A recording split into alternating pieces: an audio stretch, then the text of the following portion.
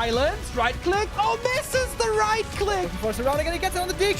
There's no Jesus. TP for him anymore. Got it. That's locked in. Oh my god. There's a Oh my god. This is not a fight that Kiwikaki can win here in the upper right. Can he win it somewhere else? Oh, but this is a moon. Does he have enough damage to be miscalculated? No way. Last serious. Tunnel dead. Right click, happy. How can you save this DK? You have no resources for a potion. Trying to nuke, doesn't work. Step out. Funny composition, not the right one by Johnny Cage. Stormbolt, all the this is pre-skill. it. Perfect shockwave. You don't have much time. Shockwave. Here we go. One more right click. Lin, Guagua. Oh!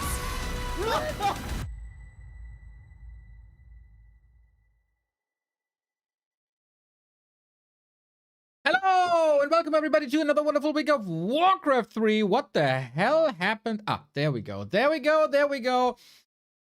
My screen is moving and it's not supposed to do that. Hello to a wonderful day of Warcraft entertainment. How do I fix that now? Shit. There we go. I think we're good. And we got a lot of Warcraft to cast. I woke up today excited for B Cup. Because, my lord, we got a great B Cup bracket coming up soon. But then I saw there's a tournament announced. There's an L Cup announced. The LawLiet Invitational, also sponsored by HiTuneTune. With LawLiet, LabyRinth, FoCuS, and Starbuck. And that is poggers! And then I got mad. Because I thought, why the F would they do 2 tournaments on one day? Spread it out. Give us all the content. Make us watch everything. And then I saw B Cup is not on because there was some scheduling issues or something. I'm not entirely sure. Mad near be mad. Mad near me mad. Yeah. So here we are with an exceptional lineup for an entire day of Warcraft. We got 6 matches. They're all best of 3. It is round robin. And we got LawLiet for the Night Elves. We got Starbuck for the humans. We got FoCuS for the orcs. And we got LabyRinth for the undead. So this tournament will decide which race is imbalanced and which race is too weak. Yada, yada, yada. You know the deal. No, I'm just excited for some fantastic Warcraft, everybody, here in consecutive streaming day number, I think 587. Let's see. Days since... Yep, 587. We are less than 2 weeks away from the big 600. And that's our Friday. That's our way into the weekend. Hello. Pan Taco Cat, thank you very much for the 25-month. And Palindro, thank you for the big merch purchase. Appreciated. And Soul Apeman, I appreciate you too. I appreciate every single raider coming in. I hope you and your missus, your fiance basically, had a great morning. Hello, Benny. What is up? Yep, that's the lineup here. LawLiet versus LabyRinth first, then FoCuS versus Starbuck. Then we got Labby versus Starbuck. Game. Labby versus FoCuS, LawLiet versus FoCuS, and the main event of the day is LawLiet versus Starbuck.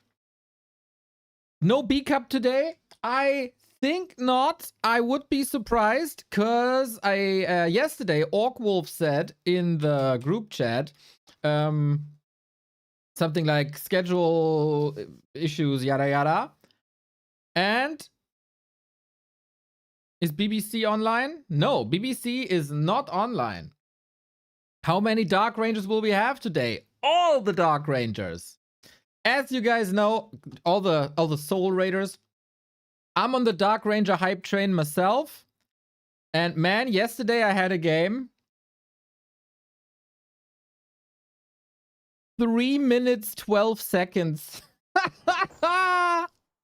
I felt bad to own this hard. Pick Dark Ranger, move across, Terraner stand, Mercenary Camp Creepjack, 3 last hits, Archer kills, GG.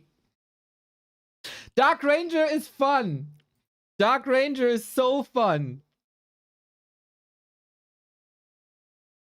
So fun.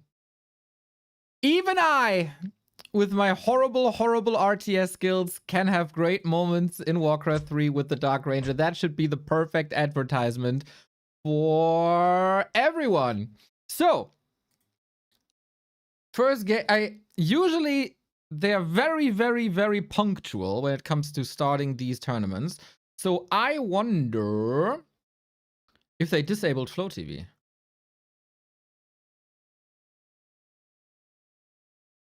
Labby vs. LawLiet is up. They did disable Flow TV, didn't they?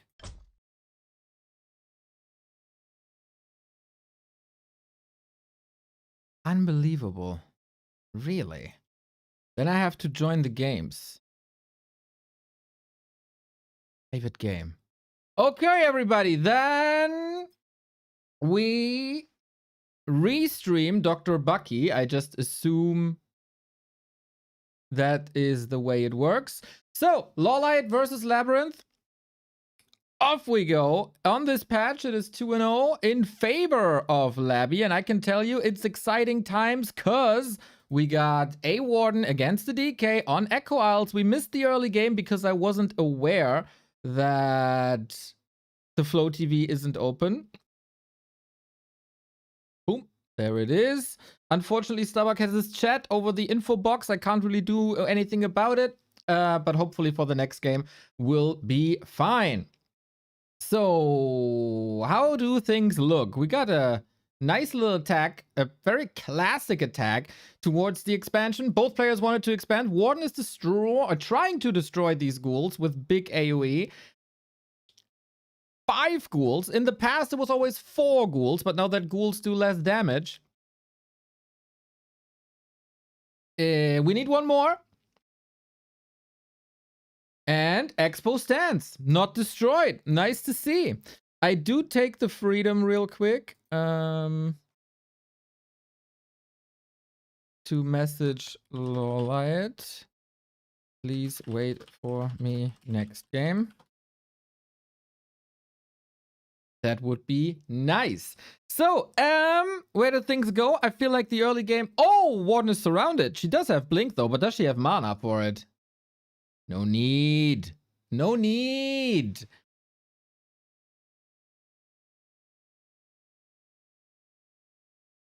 Oh, man. He's playing this so greedy. Steals the item away from the DK. Nice, nice, nice. Yo, this is a wild, wild early game. If the Ancient falls, not the biggest deal. It's all about that Expo. It's all about that Expo. So we got good firepower with Fan of Knives with the Bursey.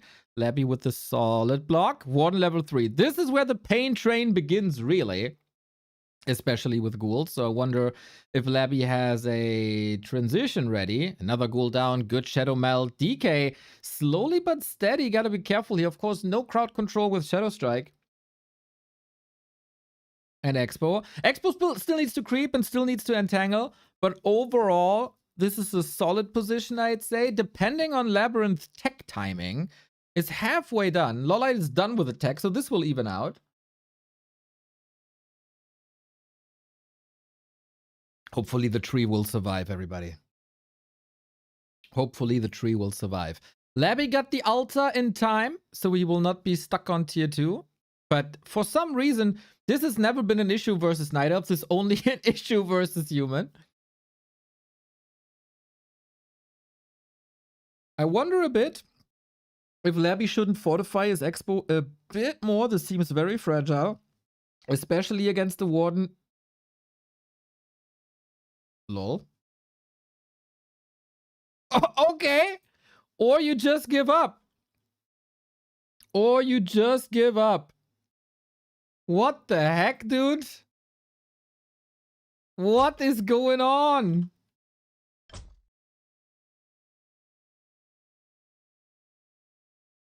Why would you tap out that fast? I mean, Warden would have gotten out of control.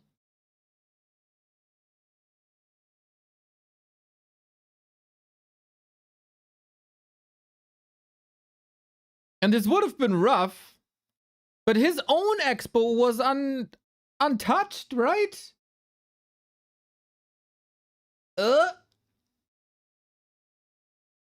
It's not a disconnect. Just one level 3 tap out. The fuck?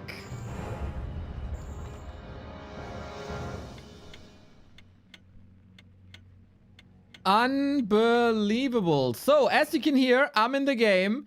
LawLiet with the 1-0. Labby, I really hope you can step it up now. Maybe it's a map thing. Maybe he was overwhelmed, but good start for LawLiet. Yeah, that happened. I think... Oh my god, we got lags.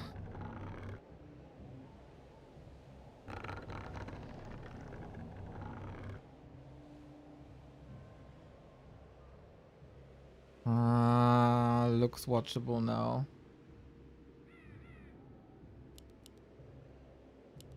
Looks watchable now. Okay. Well then. So far, LawLiet wasn't able to defeat Labby on this patch, but it looks quite fine, huh?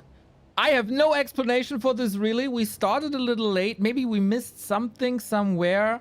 Maybe he saw the future and said, okay, he's gonna harass me even further. I'm gonna lose even more. I'm gonna lose my DK as well. Let's finish this quicker. We didn't have Omnivision, so it's a bit tricky. But anyway, new game. Fresh start. And hopefully this is going a little bit better for Labby, who had some exquisite results and some nice show matches as well versus Fortitude this week. And it's a Lich first. We love the Labby because he loves the Lich in this matchup. Very cool to see.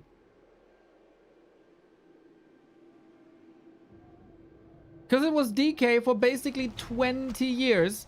And Labby kinda shows the world that it's possible without the DK. Good to see more Labby as he was not playing B-Cup for some reason. As I said, quite some show matches instead.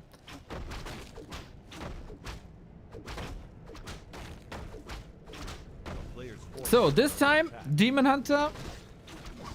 Springtime, not necessarily a Warden map. It's not that easy to creep to level 3 here. It's actually not that easy to creep to level 2 here.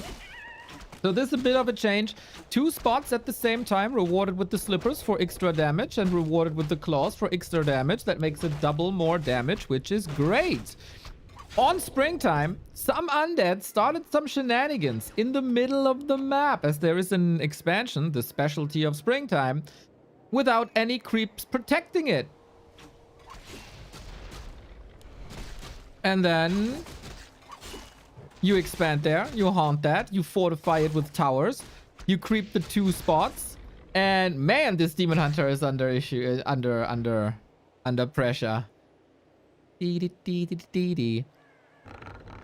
I think this is a exceptional early game for Labby thus far. Mana is a bit of an issue, but LawLiet has to play defensive now with the state the Demon Hunter is in.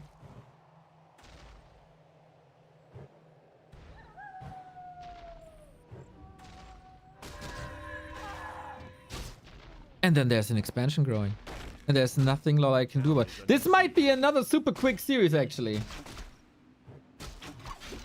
Oxic, thank you for the 6 months. Hello. Hello! Damn, this pressure is looking gnarly in the hands of Labby. Always getting better. He's in some issues now as his Lich is also falling. No frost armor just yet. Skelly for the counter block. That should be... missed it. A town is under siege. But overall, these skirmishes... We got this. We got the Nerup up in 15 seconds. We got the Expo up in 40 seconds. And we got Ghoul still ravaging the base. This is just exceptional Lich Ghoul play. And LawLiet can't follow it up.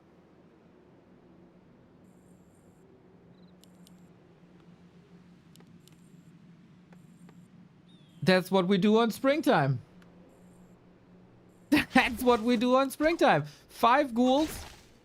Lich got boots now, right? Yep. And since LawLiet doesn't have boots and we got frost armor now, theoretically, the Demon Hunter should never hit this Lich again. A player's forces are under attack. So what do you do as the Night Elf now is the question. Counter expand? Might be too late. Demon Hunter archers? Might be too weak. Go to Dryads? Countered by towers. Tech to tier 3? Might be the only option. I like that he's shocking for acolytes that are coming in, because what's an expansion worth? Oh, Labby. Labby surround. Ooh.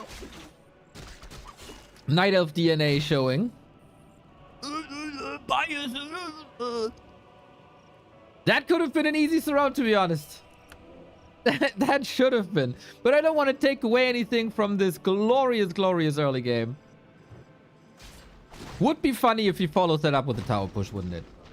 Just double Rex, tower push, go, go, go. But why risk such a wonderful position that he's in? No Dark Ritual just yet, but if you can trade a ghoul for basically the DK, you take that any day of the week. LawLiet got no chance. 0. Maybe, what can he do? Naga follow-up, Panda follow-up?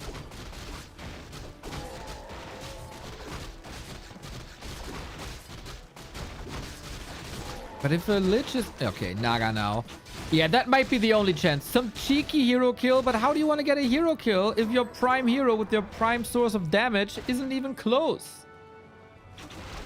We are hoping for a lot of Dark Ranger. Me too.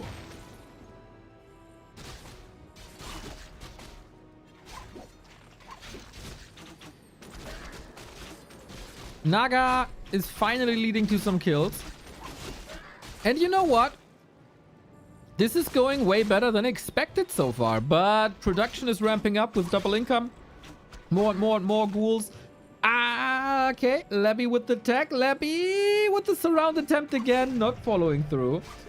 And it's interesting that LawLiet doesn't have immolation, right? All this ghoul pressure, all this early game, all the time he had to suffer could have been prevented with immolation, because then you have a solution versus the ghouls.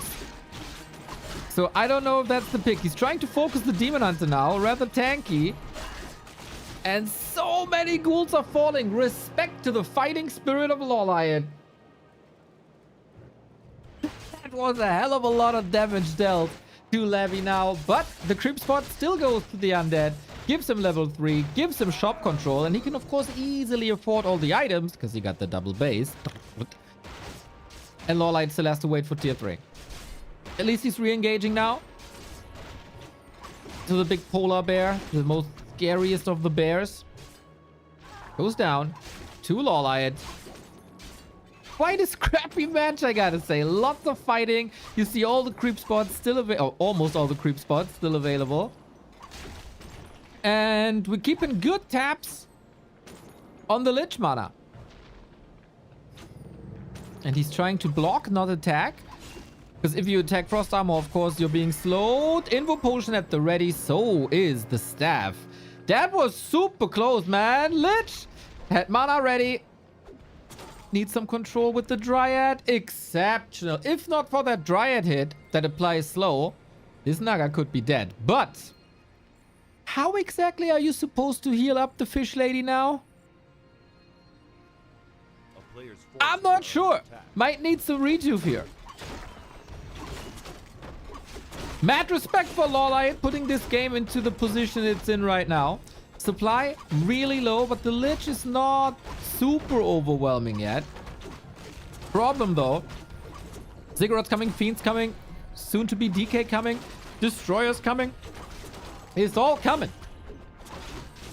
Raharius, thank you. Love the casting. It is. Such nice words, man. And LawLiet taps out. He's okay. You got the tower up. Let's end this here and go game 3. Rather quick games. No big armies, which is always what you want, ideally, as a viewer. But yeah, no immolation, no party. No immolation, no party. Let's go. Let's go. Thank you, Hutmacher Nummer 1 for the 8 month. And just like that, we have our first full best of 3 on the day. High tempo between the two, man. Whew. Lots of skirmishes, lots of fighting, very little creeping, very economically driven as well.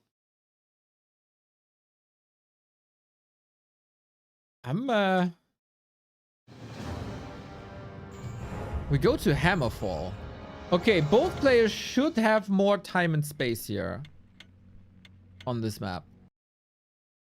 This should be, in theory, the longest game and the most even of maps.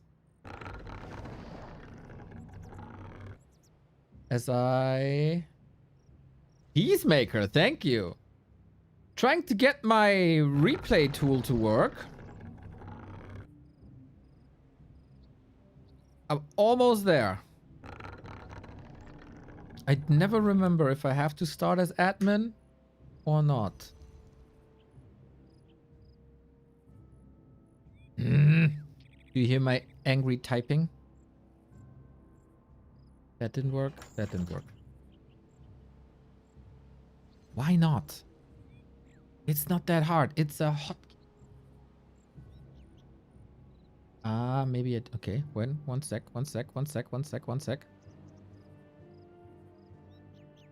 You're not missing anything, chat. Okay, if I start as admin, does it work then? Almost there. Almost there.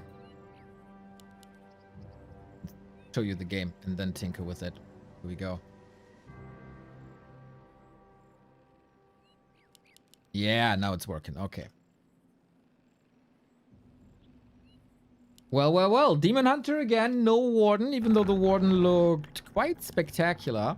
On the other side, we got a DK again. That Lich build is still reserved for a couple of selected maps. Still not entirely sure. I think you need a fast level 2 here. Creeping in general is rather rough. The map's also bigger.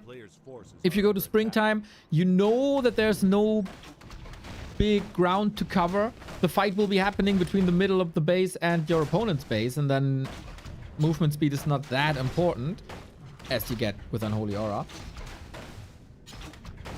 But here on Hammerfall, big map.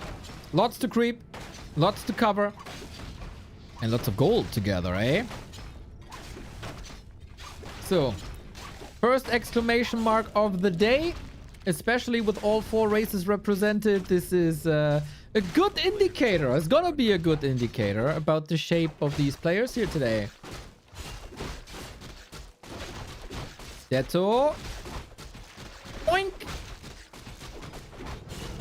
But yeah, that doesn't deter Labby from expanding still. He's trying to find the epicenter again. Creeps prevent the Detto. There we go. That's a lot of mana burned. That's a lot of blight gone.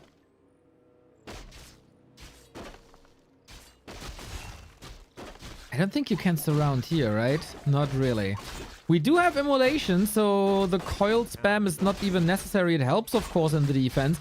If this Ziggurat falls, this is a huge moment! Coil! Oh my god, so close!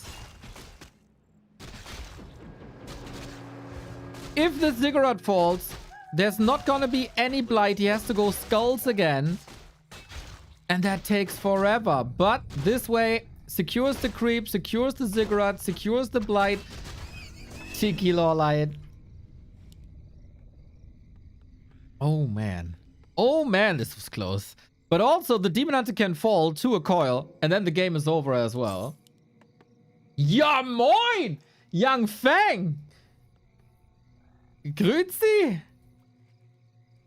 I hope you have a phenomenal weekend, my dude. Thank you for the ongoing support. Much love.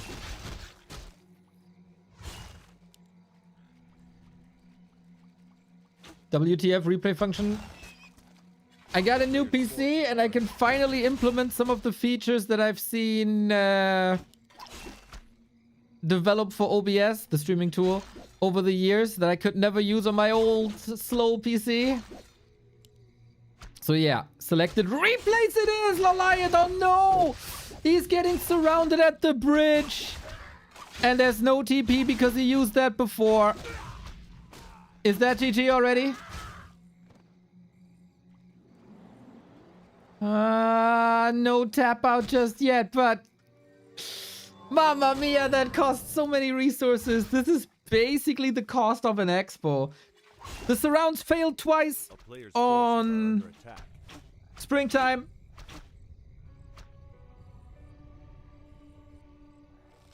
But with the help of the bridge, it was an easy one. Ay. Tough climb necessary for LawLiet. There is a base up. It's across the map. It's super far away. Demon Hunter revive was super expensive. This is, of course, also grande experience for the DK. It is a bit problematic. Not gonna lie. And on top of that, the Huntress Hall is 12 seconds late, which is not the biggest deal. But if you're behind already, then obviously that hurts even more.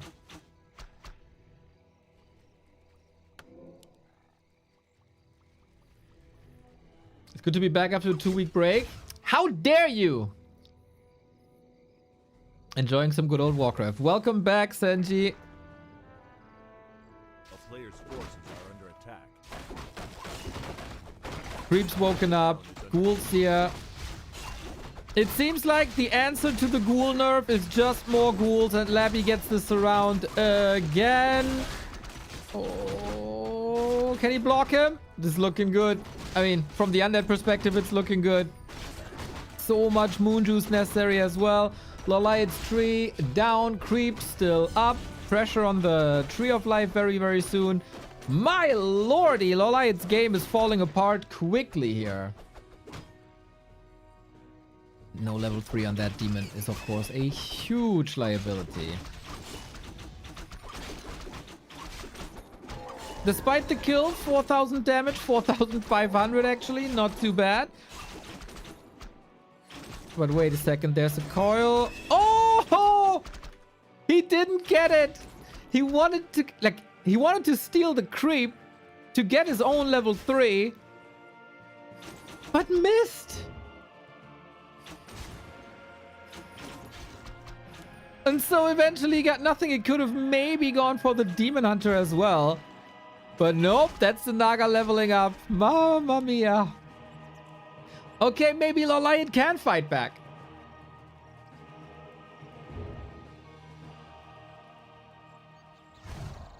Maybe you can fight back.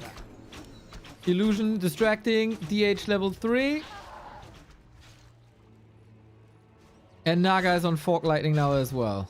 Phew.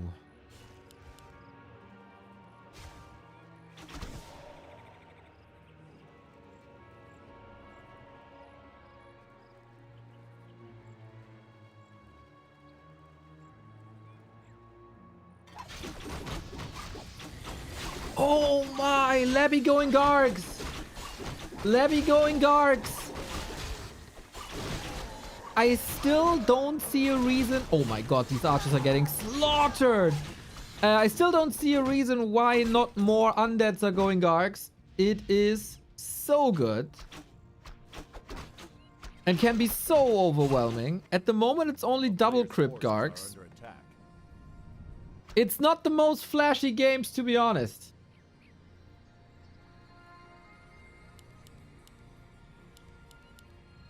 With Gargs. It's rather tactical. So strong. Labby is again the innovator. And you know what? I love it, especially for Labby. He doesn't have the greatest micro. He got great strategies, great game plans, usually great execution. But micro is not his forte! A player's forces are under attack. Rip DH again. No staff. No potion. No security measure. It's the second tavern revive. Unbelievable. And then Coil Nova is your best friend if you're the undead. And on the other side, Labby is finding the big mana potion for his hurt DK, which he has to pop immediately. He's coiling again. Get out of my middle, man.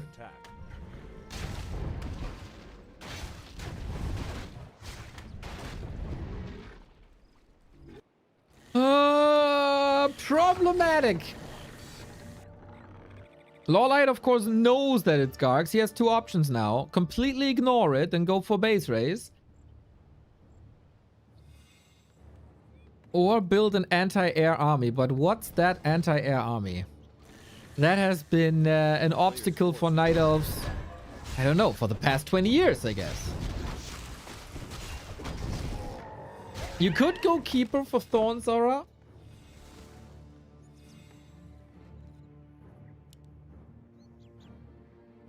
And try to go Hippos.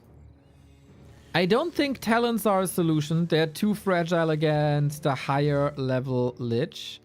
Panda is awesome. Drunken Haze, Mischance, fantastic. Breath of Fire, harder to hit these days because of the range. Still very powerful. And Drunken Haze, Mischance is key. I think just one level Drunken Haze is oh my god, that Lich. That Lich is disgusting. And there's no Demon Hunter. Oh, we got a staff now. Staff technology has arrived. Good save. Demon Hunter is looking fierce. Good damage. Orb up. And the so important aura. Maybe with just another base. Just another base. He could go for worms now, actually. And he could add a Dreadlord. Mana burn activated now. Tomb of Retraining at the ready. Supply still in favor of the undead, but got... Wow, that damage. Staff ready.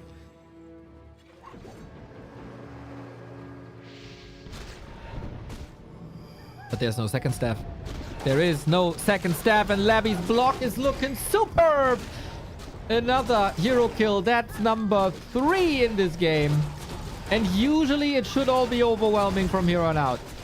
No Fork Lightning available. No slow on that Lich. No slow on anything, really. Garg's overwhelming. And games like this make you question, why don't we see it more often? Why don't we see it more often? Last bit of Moon Juice. Drunken Haze applied again. Redo. LawLiet is trying everything, man. He's stemming against the defeat. But Flying Rats shooting down on him. DK about to kill that Demon Hunter again. But the potion is here. Ooh, maybe one last time. This army is tiny for LawLiet. And that is game. Labby and the Gargs. Labby and the Gargs. There were 2 moments here that could have shifted the game drastically. One more hit on the Ziggurat at the south. And then also the Creep Steal at the end.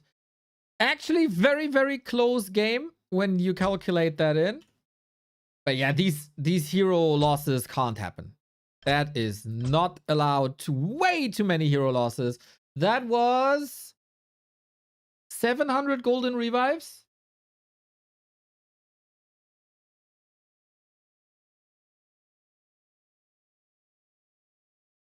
Roundabout?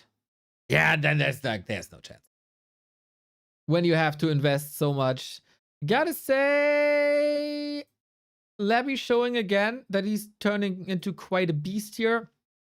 LawLiet showing flaws in his execution, for sure.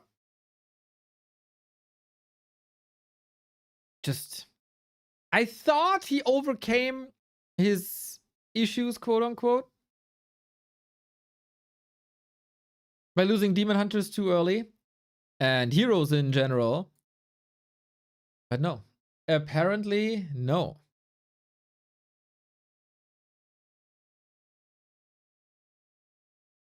So maybe I can ask my co-caster here, what's the reason that the Night Elves constantly lose their heroes more than any other race?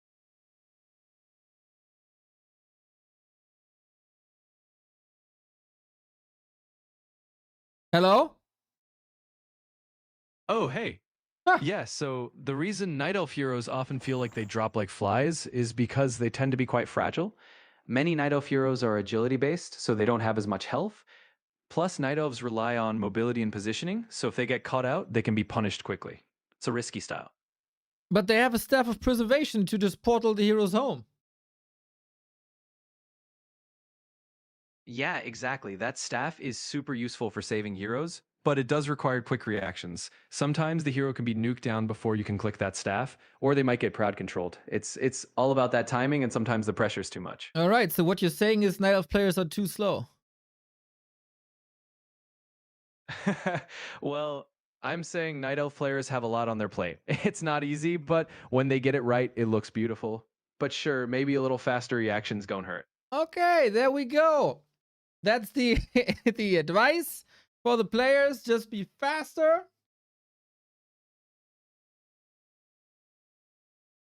He sounds nicer today, though. Gotta switch that up. Want the sassy one back from yesterday.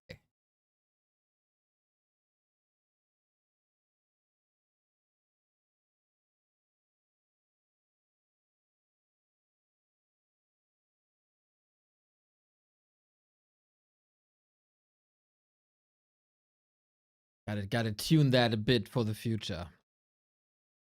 Okay, FoCuS versus Starbuck next. Which one is the AI? Yeah, yesterday we had a little bit of beef with ChatGPT, as that goddamn thing can't pronounce Jens. I tried to educate that thing.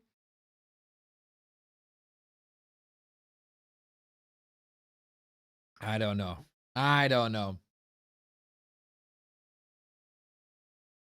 Already smarter than Neo. Screw you. Screw you.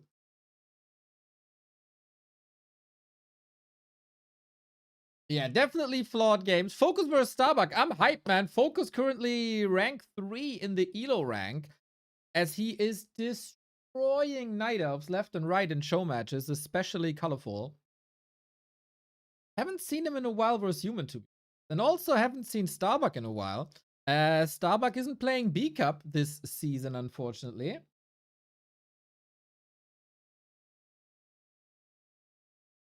So activity-wise, FoCuS should have the upper hand. But unknown, especially in this matchup. Is there a chance for Pally Rifle, maybe?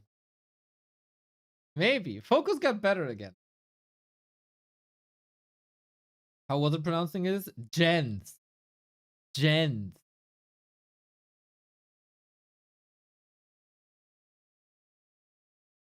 I posted about this tournament, by the way. Got a wonderful, wonderful Starbuck picture from one of the Raras.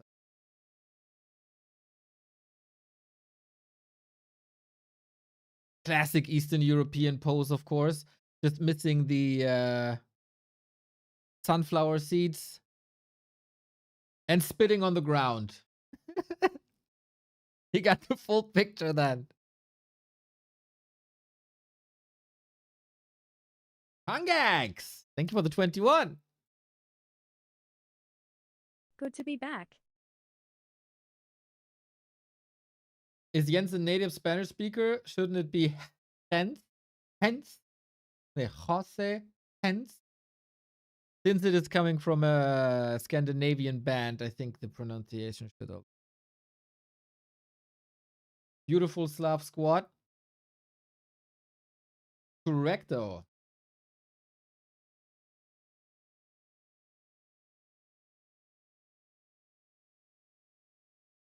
Oh no, Koff has arrived. Oh no. Oh no. Hi, morning. Good to have you. We're in the map pick and ban phase, by the way. We got Starbuck with the Twisted Meadow pick, FoCuS with Concealed.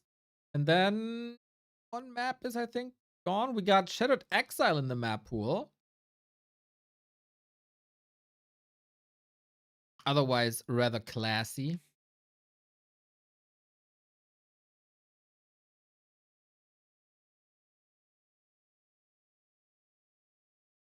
And then human orc. Actually, not too sure who's currently ahead there. Starbuck still a Pally Rifle fan? I don't know. Will we see some Dark Ranger in this matchup? Probably not.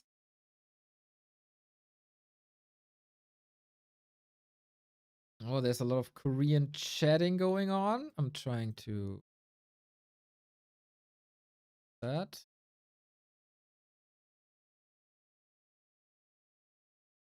This.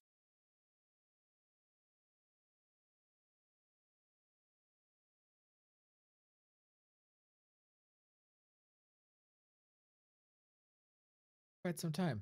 Come on. Well, well, well, everybody. Shattered Exile in Human vs. Orc. You know me. I'm a gigantic fan of Shattered Exile. But it looks like we have a join bot. Vicious17, thank you for the prime. You guys are freaking active today. Is it?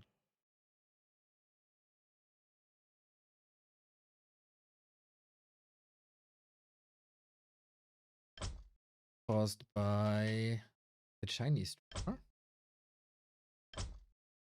Should be fine now. Oh, I didn't even switch the title. Sorry. Sorry. Boom. There we go. Okay, one quick rehost. Go.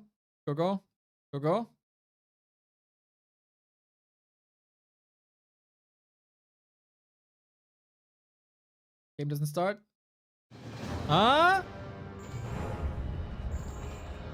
Again, we got like 1 million observers in. That's what you get for disabling Flow TV.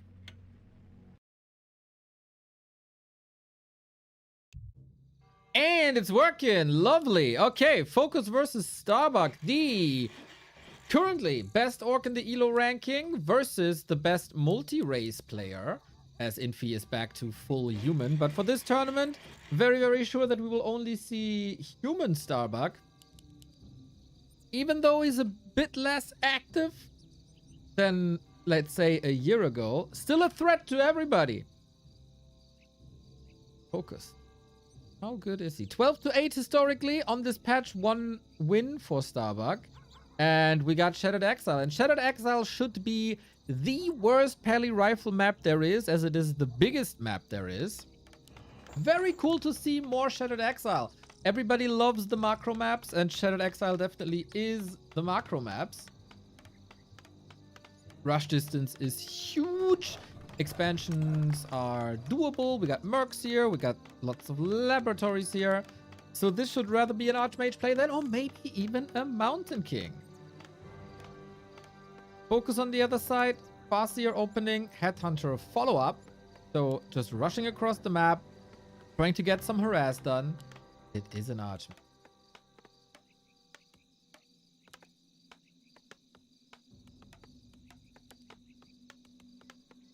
Three different styles these days. Well, 3.5, I guess. With Archmage, Water Elemental, Harass. With Paladin and Rifle. And with Mountain Kings. Plus, everybody can, of course, Dark Ranger versus everyone. Everything.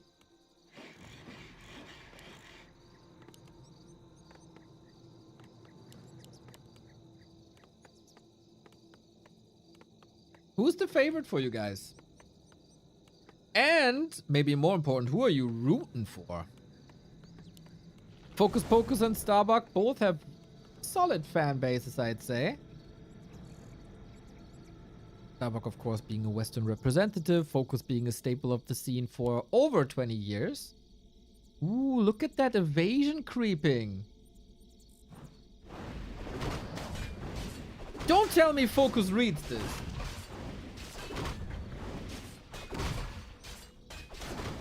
No, he doesn't. Oh, he heard it, maybe. Good reaction, but too late. If Starbuck creeps his own lab, should still be fine, I guess.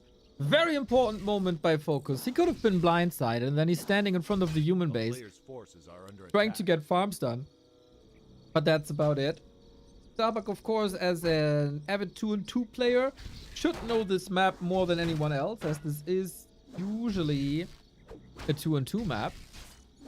Dude, what's up with the flags, man? These guys are not loading correctly this week. Not sure why that is. Fixed, thanks. A player's forces are under attack. Militia creep. The labs are super easy to creep. Expansion's a bit harder. And FoCuS didn't get anything done here, I would say. A little bit of damage on Footman at Militia, but nothing a shop can't solve. And as the Headhunters are out, we get creeping on the other side. FoCuS wants level 2 and access to mercenary camps. This assassin is really good. Spreading poison, basically like a dryad. It is in Venom Spears, but yeah, kind of. He got nerfed a little bit, this assassin, in terms of movement speed. So it's not super mega imba right away. And tech's progressing. Headhunter's now a problem because we don't have defend. Poison, huge damage. And the assassin is especially good against defend, right? Because the poison always does the damage, is never mitigated. There's no remedy in the Warcraft scene, apparently. A player's forces are under attack. Rifles coming, and rifles is of course a timing push thing. On big maps, timing push is always a little weaker because it takes longer to get to where you want to be.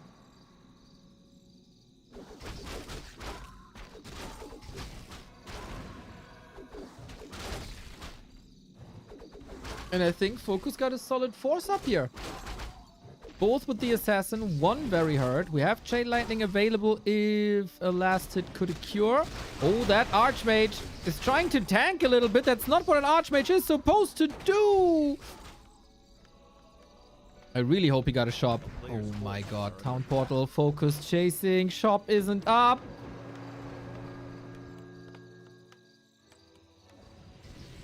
Is this just over?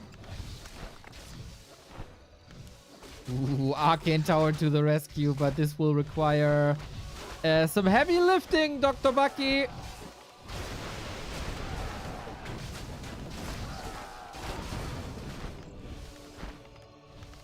Wow, nasty, nasty creep check by FoCuS, who again presents himself in phenomenal shape.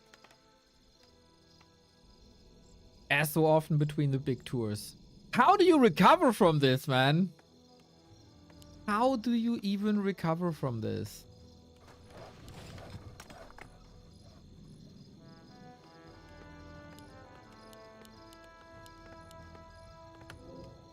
All the freedom in the world for FoCuS now.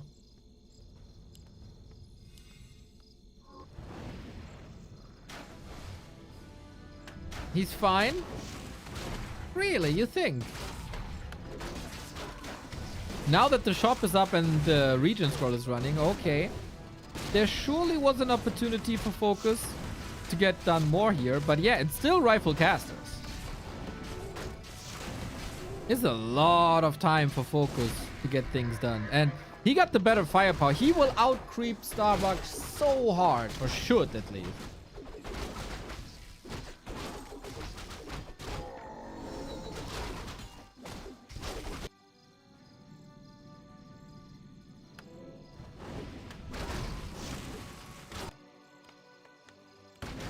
I mean, yeah, you got Water Elementals, you got Stormbolt, that will amplify things a little bit, but 4 Headhunters, Assassin, Wolves. Player's forces are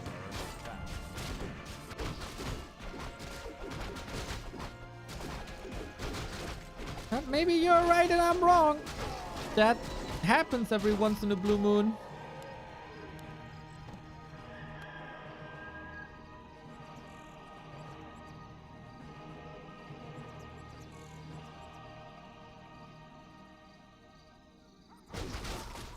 Not the biggest number of Headhunters, to be honest. Switching to Raiders now. Under attack.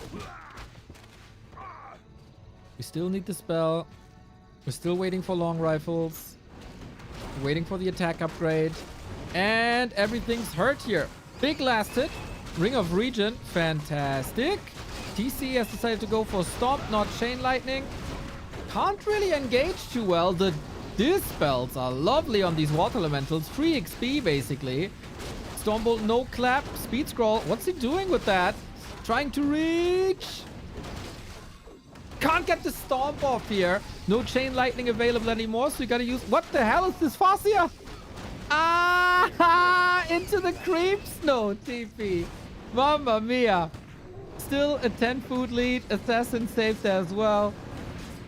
Dicey situation. And Starbuck's army currently is a footman and a rifle. And this mobile hospital here. TC was struggling with positioning quite a bit, I gotta say. This could have been way worse. This could have been the end. Actually, two situations that could have been the end here. But Starbuck seems motivated to fight. And he has to take some more risks. I like that. Big creep spot. If he wants to win this, it's only via heroes. And FoCuS does what orcs do. Get a little bit of an advantage. Player's forces Big are map. under attack. Expand. Red spot. Really? I mean, it is kind of the natural progression of the map. Oh, lightning shield storm creeping, dude. This is really fast.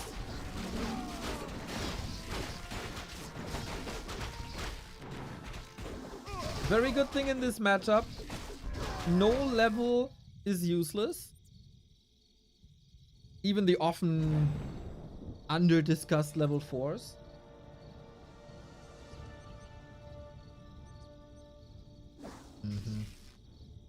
Mana Stone, pretty good.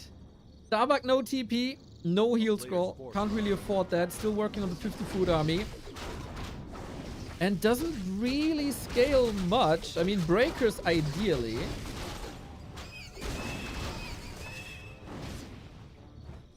But his main objective is in the north. The orc base.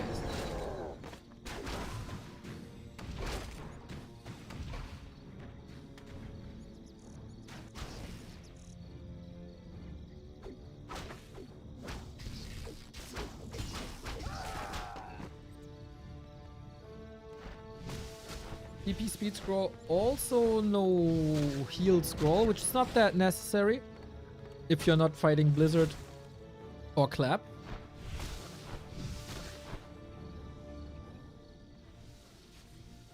Got a hype. So a little bit of inner fire early. Slow is coming in as well. FoCuS not willing to fight. All he does, wait for this expo and win the game from there. But Starbuck has different plans. Militia called as well. Does he send them to the expo? No, can't be. Just a different path. They might flank.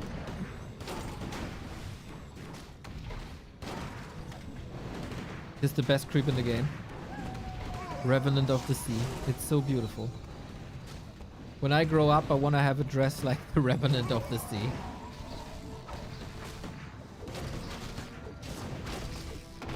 Okay, let's see how this fight goes. 10 supply lead still, level lead for FoCuS. Chances for Starbuck are very, very, very limited. The militia time is over. He's getting some kills with Stormbolt as you should, but FoCuS on the prowl. Got the speed scroll in. This is a very one-sided affair from here on out. Double heal scroll though. But yeah, nasty, nasty, nasty start to the fight.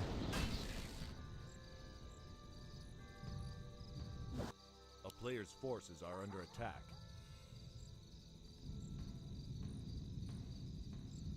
And I like how stable FoCuS seems to be these days. No fumbly bumblies. When he has a lead, he takes it home more often than not.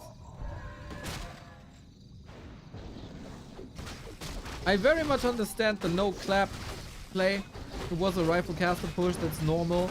Stormbolt though, Chain Lightning available. Mountain King with an Invo Potion to the rescue. He has a Health Stone. He can get back to full HP if he's not nuked here. And then that's a lot of wasted damage, but the Archmage finds himself in the surround. Everybody gets an Invo Potion. Heal Scroll as well. Stomp on top. Starbuck didn't use the Health Stone. GG. Got a bit too greedy. Wanted to bait out a little more damage, or was just a little bit too slow, but FoCuS pretty much ahead from the very, very get-go. And a lot of this game comes down to finding Starbuck immediately, even though he went for evasion creeping. That way, Starbuck invested a little bit of time to get the hero running. That time wasn't rewarded as the harass was still there. And then FoCuS pretty much wins every fight on Shattered Exile.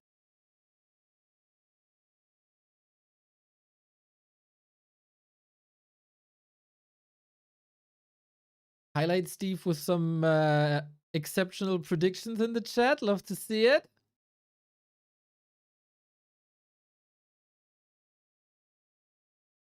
Yeah, this was rough, man. Especially after the creep jack at the Southern Mercenary Camp. There was pretty much nothing available on Starbuck anymore, really.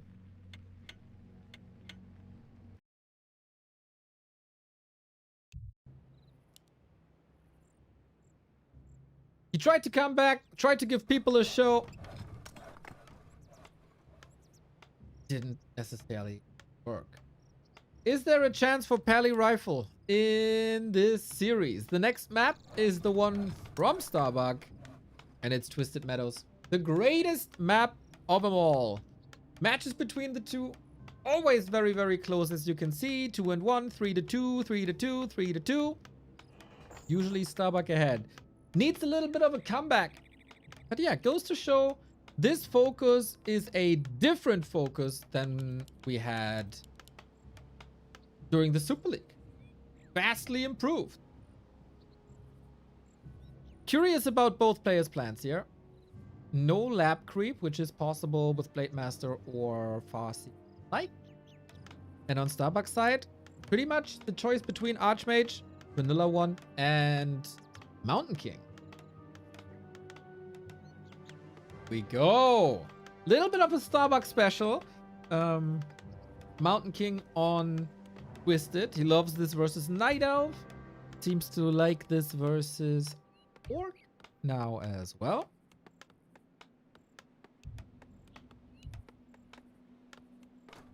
Very, very powerful, of course, if you get the levels. With Militia, you can always compensate a little bit for lack of water elementals, for example.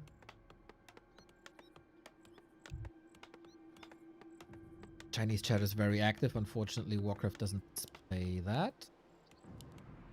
And we have a bit of a different opener here, as it's not great headhunters, but grunts it.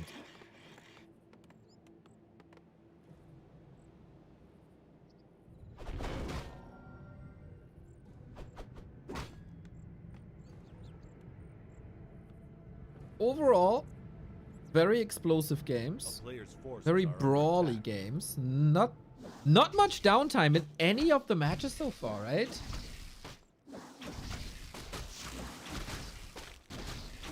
Big question, of course. Is Starbuck having a beer to this tournament or not? Sometimes that boosts his performance. Basically like a Scroll of the Beast, 25%. It's Friday. Why not start early? If you have the time.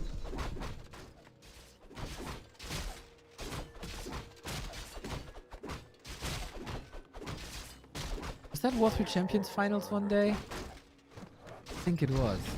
That was a baller move.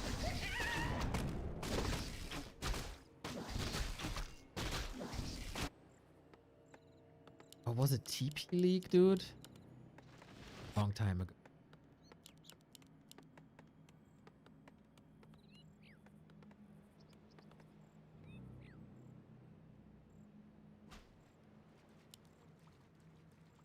I hope you guys have a smooth start into the weekend as well. With lots of Warcraft, hopefully.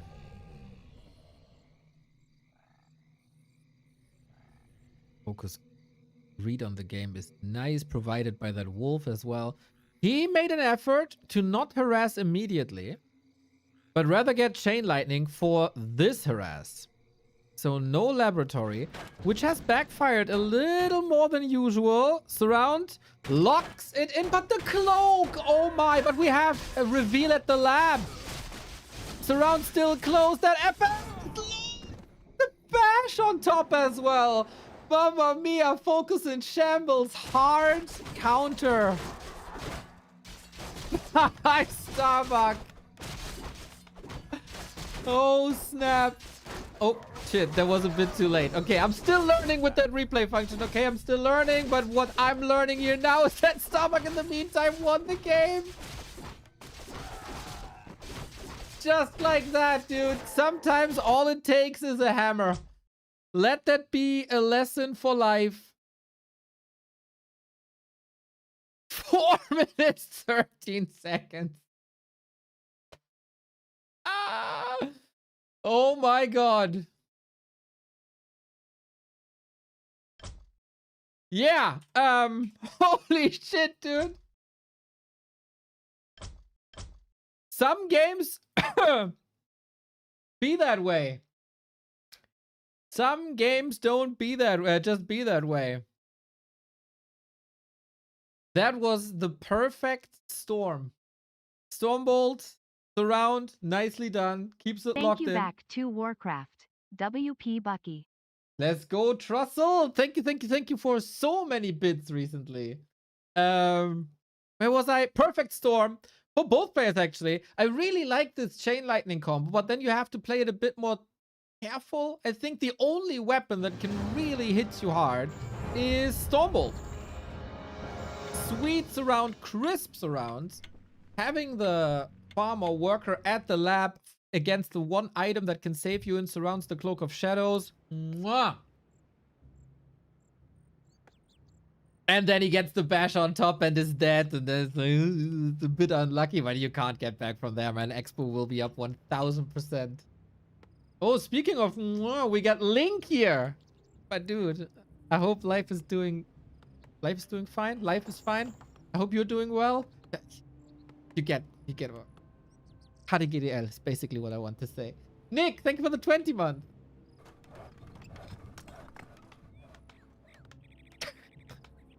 Wacky series, everybody. We have a decider, FoCuS or Starbuck. So far, both of our series went full distance. Both of our series were very explosive, very short games. Give me a...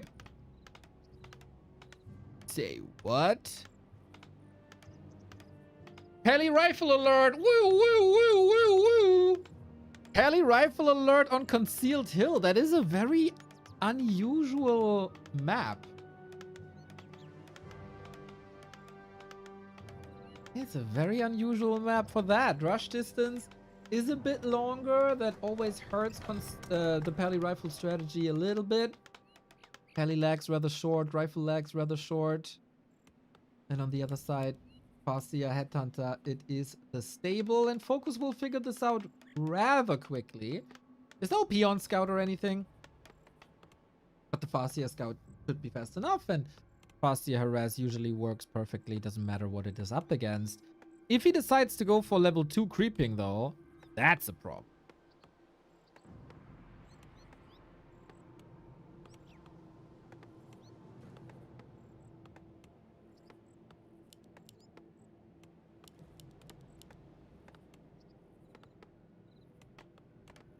So hopefully we rush across.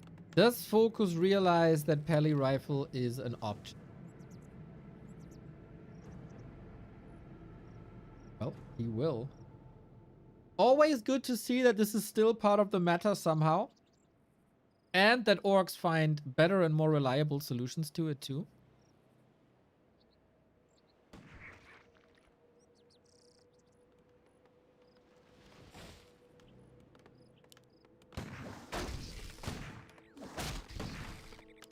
And we play it safe with the scout tower.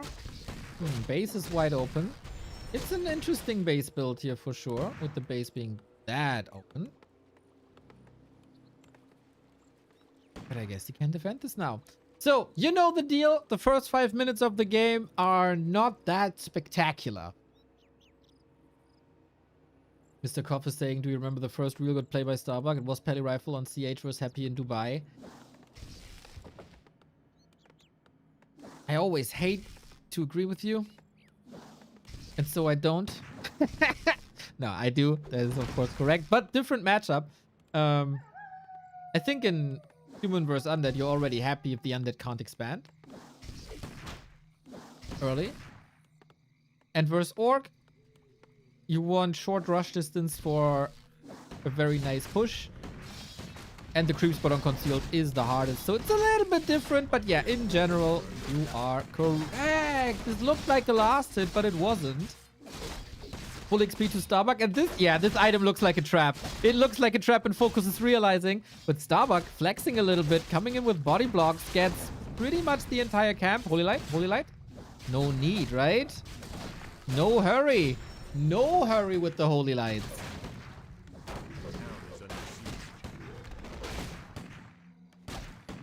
Yeah, if FoCuS goes for the item and it's only slippers, it would have been worth much.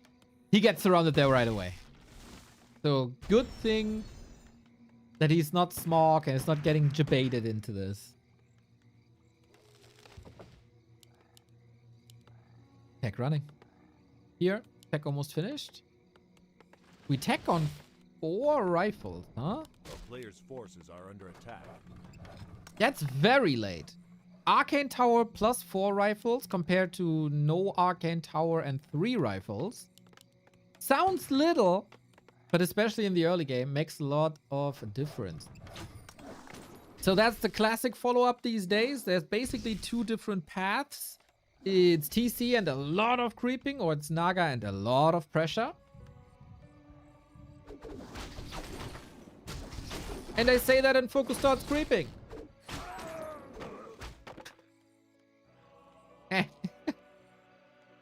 I don't think it accomplishes too much.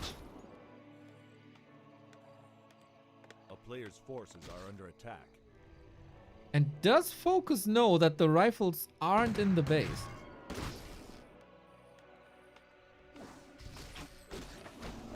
I think that's quite a nice play by Starbuck, to be fair. He will use some health, but it's nothing that a shop can't fix. And this seems like something that FoCuS is absolutely not expecting.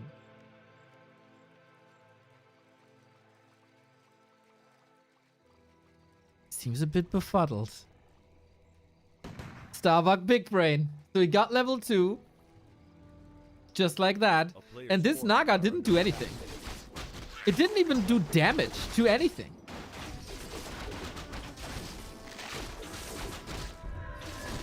So many people declare Peli Rifle dead. Let's see.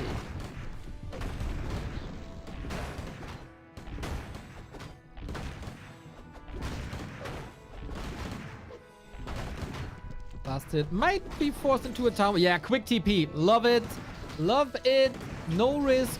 Damage is spread evenly as if he has like an internal spirit link. And then everything can be healed up. Player's forces are under attack. Yeah, I think FoCuS gets the worst of all worlds right now.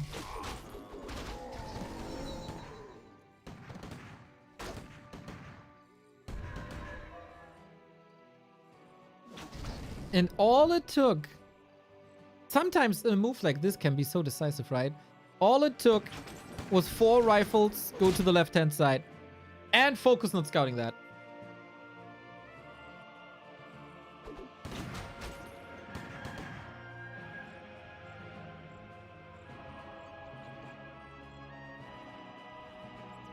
A player's forces Blood are Mage under up. attack.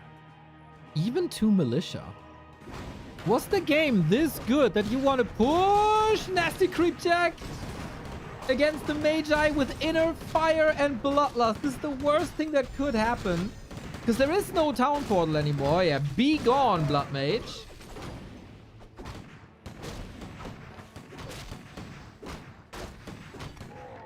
But FoCuS is not jumping on him right now.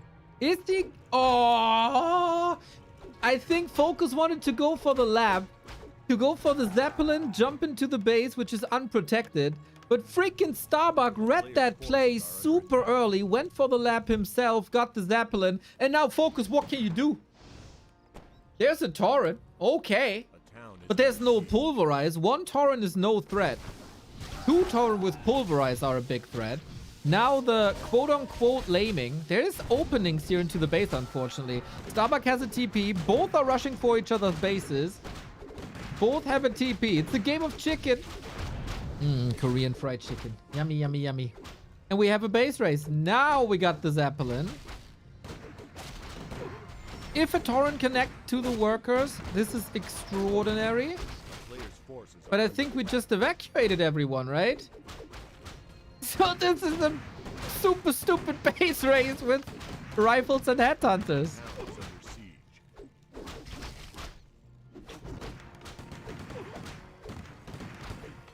Lots of mana.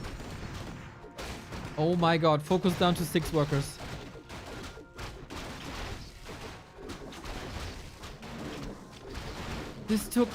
All of this took forever. FoCuS is supply blocked. We jump right onto the heroes. This is a bit problematic, I gotta say. Wacky, wacky fight. Thankfully for Starbuck, the Torrent can't do anything. Chain Lightning, Fork Lightning. Can he save the main? Brute Force action. Naga back on the ground. Zeppelin gone. TP out. Naga dead. And the main holds. And god damn, is FoCuS in trouble now. Or dead. Or dead. Sometimes he's just dead. He's so dead. GG. Starbuck turns the series around, man. 4 wins in a row now versus FoCuS. Heli Rifles still win. And I think, as I said, this is a lot about strategy and reacting to the other person, right? And Starbuck, very, very stable early game with a late tech. Mad props to the creep route. Even though it's such a tiny move, it's made all the difference in the world. And the Zeppelin steal. So beautiful. And then we rush each other's bases and FoCuS. Gotta say, right after the Naga pick, FoCuS didn't play it well. That looked rather clueless, to be honest. And then 2 things come together. Starbuck playing this extremely smart. FoCuS doesn't play this extremely smart. You put 1 and 1 together, and it's 2 and 1. The math doesn't check out, but you know what I mean. That was a very cool game. More on a strategic level. We haven't seen like have we seen a single big army fight this tournament?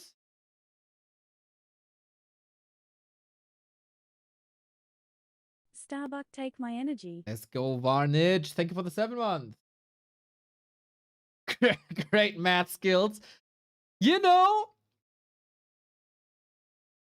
there's some people going on the wonderful Joe Rogan podcast and say the entire math of the universe is wrong, and he got a better idea of how that works. And I got basically the same for the Warcraft universe. With the difference that my math checks out and this guy's doesn't.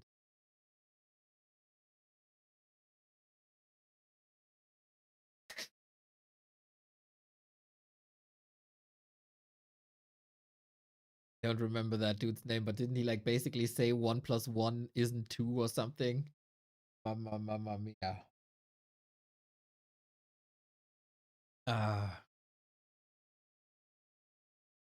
People.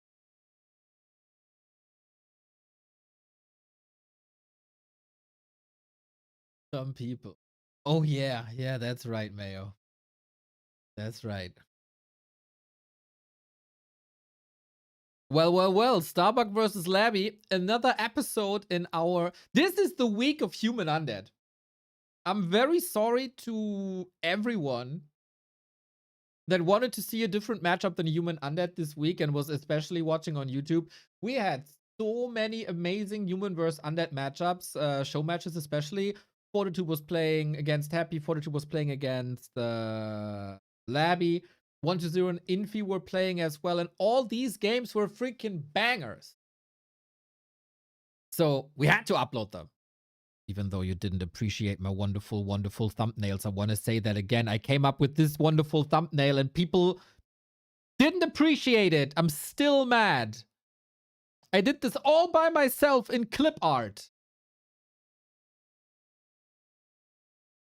And you clicked the vanilla thumbnail with the 2-player face.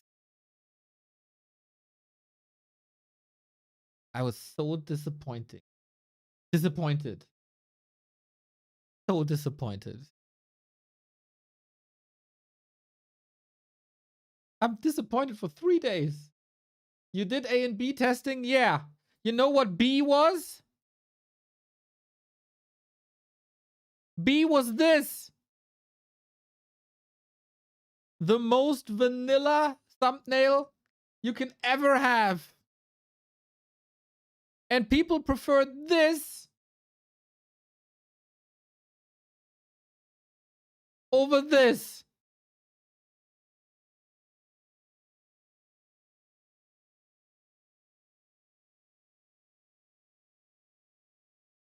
Extremely sad.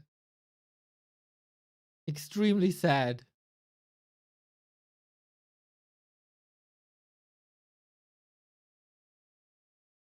We have some picks and bans to do. People have no idea. Exactly.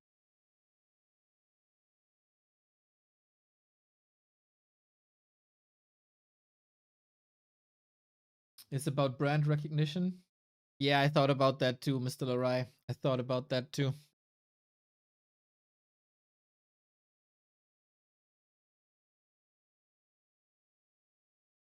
You take for granted that people even realize it's a competitive. Go away with your logic, okay? My headcanon is Warcraft people just want more of the same all the time. Don't move a meter to the side. Don't try something new. Just more of the same all the time. That's my headcanon. They're not appreciative of the great art that I provide. What's up, Kali? Dude, Warrior Colors, the freaking legend, is in the Warcraft scene for like 3 to 4 weeks as a player. And he's playing his first league. And dude is getting maps from players who are playing for 3 to 4 or 5 years. I was so happy yesterday seeing that. Kali, you're my favorite amateur player at the moment.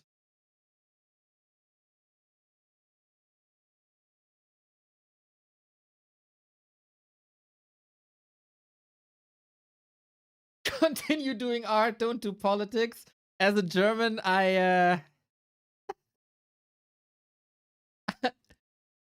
think you're right.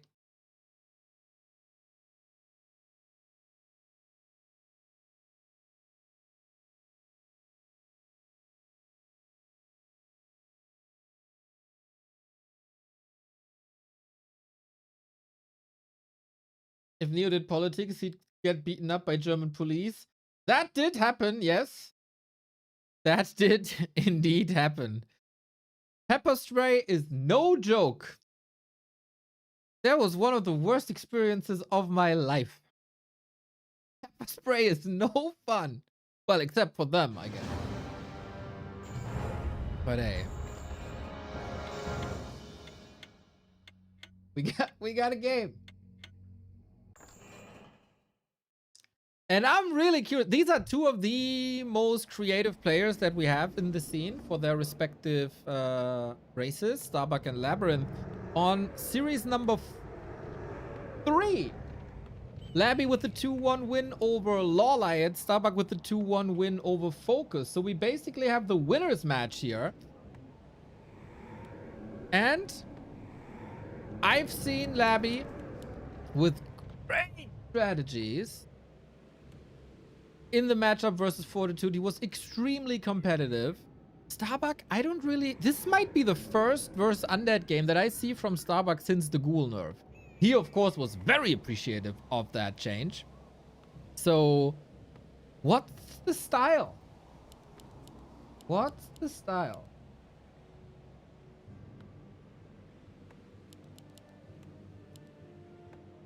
that he's playing here. Archmage, Mountain King both seem possible. And for Labby, like, as I showed you in this wonderful thumbnail of 120, for Undead, everything is possible right now. DK is possible, Cryptlord is possible, Dreadlord is possible, Lich is possible. Ghoul Openers are possible, Tet Fiends are possible, even Gargoyles are possible. We've seen Abominations, we've seen Banshees, we've got Frostworms. I don't think we've seen Necros, but I think you get the idea. For human, Archmage Expo, of course, always. Archmage Rifle pushes, somehow back on the menu as well, even though not as powerful. Knights Gyros do work. Griffins, possibly the strongest strategy. Haven't seen tanks in a bit. We had Necro Wagons by cars. True, but let's not take cars as established meta. Okay.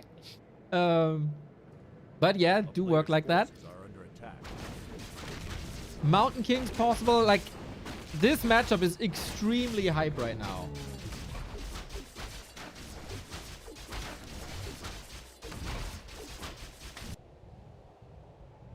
Labby, for his standards, very vanilla with Cryptlord.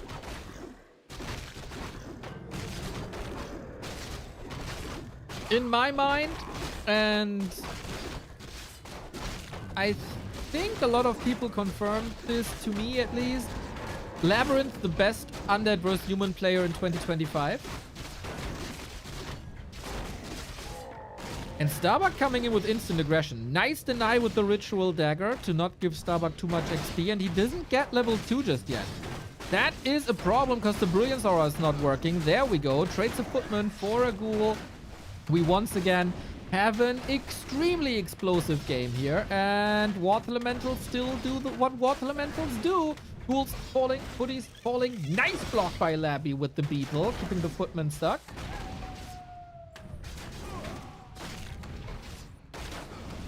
But still no level 2. There is still the big Sasquatch that will be level 2. Starbuck, I think, just a flavor thing to be more aggressive. I think the aggressive style does work. I think the creeping expansion style works. And Starbuck, aggressive, one base. Rifle push. 41, the decisive 7th map in their show match with a rifle push. Archmage taking a bit too much damage, I think. I have to say, though, in that game 7, Happy played, for his standards, pretty bad and kind of donated the game away. So let's see if this works in a regular game as well when both players are playing their A game. Cryptlord very hurt, Archmage rather hurt, but it's working, man. This Archmage pressure is working, and he forces Labby into attack. So it's one base, one base. I think Starbuck's strategy is working out beautifully. Labby shows that he has some strategic variety. Oh, Impale. He can just run away, though. There's not even boots. That Impale failed quite a bit. There's another Impale. Maybe he has to hit it really hard, and he doesn't. The Great Escape. Footmen are disposable. You want to rotate them out anyway. Every Footman then turns into a rifle at some point. Not automatically, of course. That'd be something.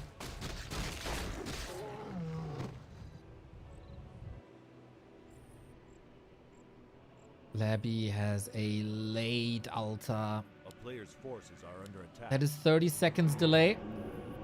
He can queue a slaughterhouse. That's the only resources he got. But no tier 3 tech, no DK, and now Starbuck rather careful. Was able to prevent the fast level 3, was able to deny that expansion. So far, all he does is win, win, win no matter what.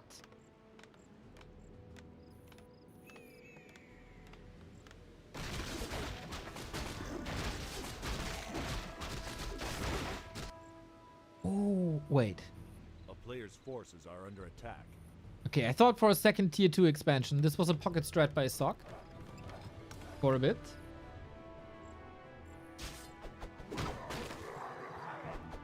Haven't seen it succeed in a while. Oh.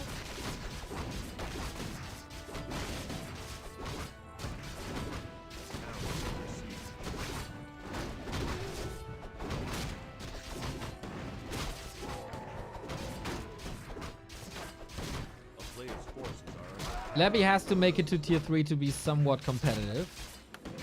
Not an overwhelming amount of ghouls that you can just throw away. No Gargs to snipe priests. But Starbuck is obviously also on a timer. This is a tier 2 timing push on a very small map.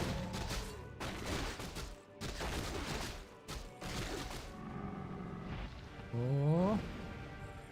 Every unit that falls now is expensive. He's aiming for the Crypt Lord, really? DK is around the corner, but he still needs some seconds. This is looking exceptional for Starbuck. What a sick creep jack. Hammer to the head. Mountain King level 2. First hero dead. Archmage also. Okay, I kind of missed that. I had my eyes on the Crypt Lord. So we trade first heroes, and who's this better for now? With the slaughterhouse going down, that's another disaster for Labby. Can he get the Archmage back from the tavern? Doesn't have the resources as it seems. Oh, the lack of Brilliant Aura hurts. A player's forces are under attack. Aiming for surround. There shouldn't be any possibility to lock that in successfully. I love that Starbuck is spreading his army to like everywhere. So there's no chance for a slaughterhouse whatsoever. DK is stuck and surrounded by his own units. There's no way out. There's a tree. He's locked in the woods. He's lost in the forest. Double kill Starbuck. GG. Just like that. Just like that. Simple, yet super effective. Early Archmage level 1 harass, disrupting LabyRinth play completely.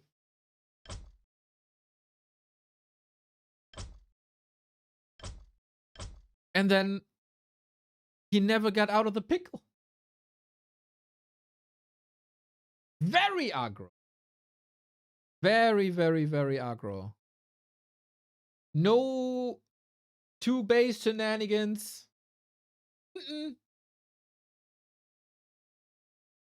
Just push and go, push and go, push and go.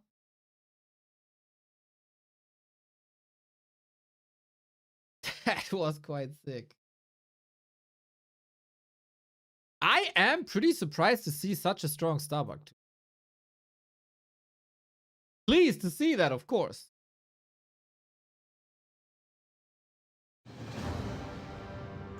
And we are racing. Man, we are 90 minutes in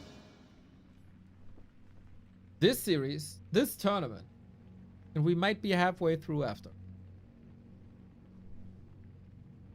This looks... Fuck. Yep, wow. Every single observer. Fucked out. Overlay. What to do? What do you do?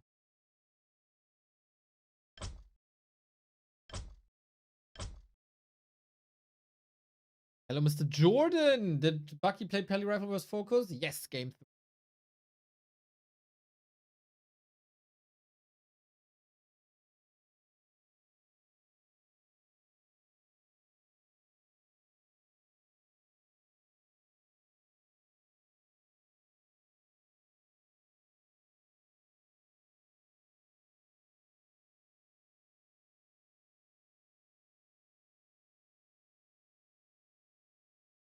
Yeah, this didn't really work out for Labby. I think when he's up against Fortitude, Fortitude and Starbuck are very much opposite players usually.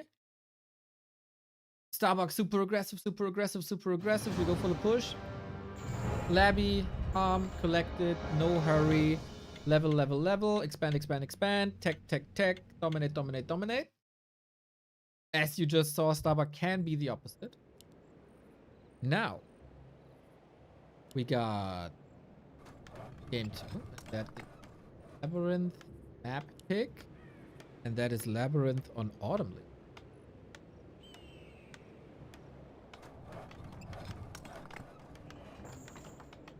Last encounter must have been during Super League, right? Went to Labby, where Labby ascended to close to S tier status for that very, very tournament.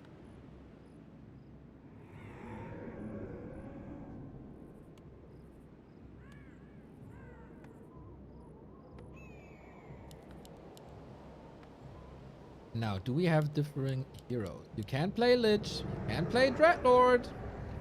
I think for Labby, like 1-0 plays Ted Fiends, but I think Labby's micro is not good enough for that. He very much relies on second bases.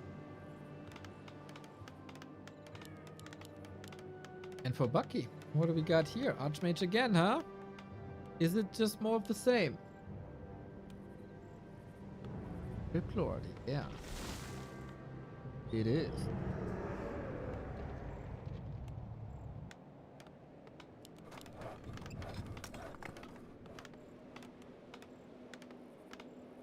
Once again, I changed a bit of my audio settings earlier this week. If you guys have any feedback, if it's good, if it can be improved, let me know. Don't hold back and be perfectionist, please.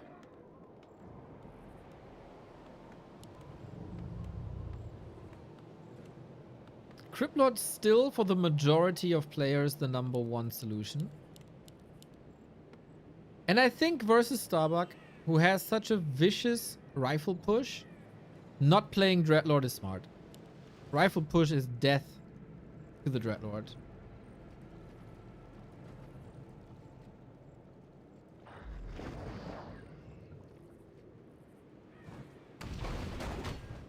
Crisp, clear, well equalized. Let's go. I like the voice changer. Player's forces are under attack. I'm not using a voice changer. The tone might be a bit different.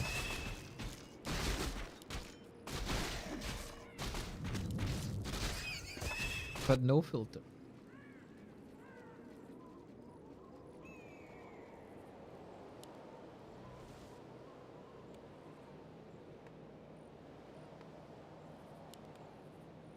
Player's forces are under It sounds attack. like T-Pain. I don't know who that is.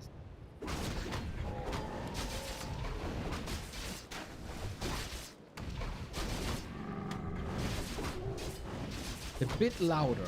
Okay, yeah, I see. I see ya. I see ya. In the next game, or in the next break, I guess. Starbuck this time, different strategy. Not early harass, and this has always been one of his biggest strengths. He's not super stubborn when it comes to strategies, tries different approaches, and one base play was a thing on springtime, a very narrow map, a very short map. Autumn Leaves, definitely bigger, but LabyRinth, pretty clean execution thus far. It is interesting that Starbuck's orientation is towards the natural expansion and not as per usual, the right-hand side. This makes it so this Criplord attack hits fast and hard. A player's forces are under attack.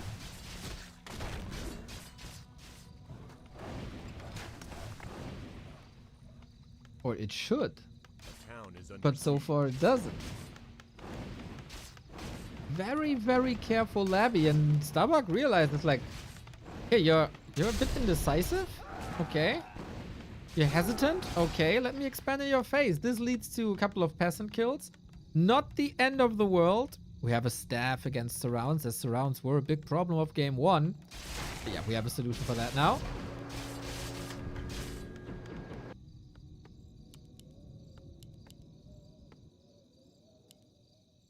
Two ghouls for defense. A player's Is there still a forces are under chance attack. to cancel this? Doubt The it. town is under siege.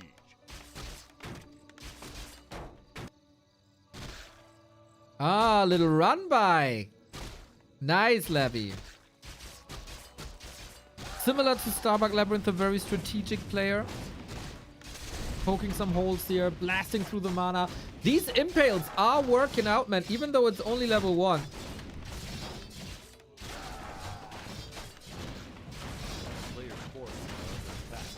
So it's only one worker, and then the human expansion takes forever. Arcane Tower up, so a solution against beetles is provided. But I think this goes well for Labby. He wants the second base, he got the second base, untouched. And there was 1 kill each. Lumber peasants are an issue. Peasant numbers in general are a huge issue.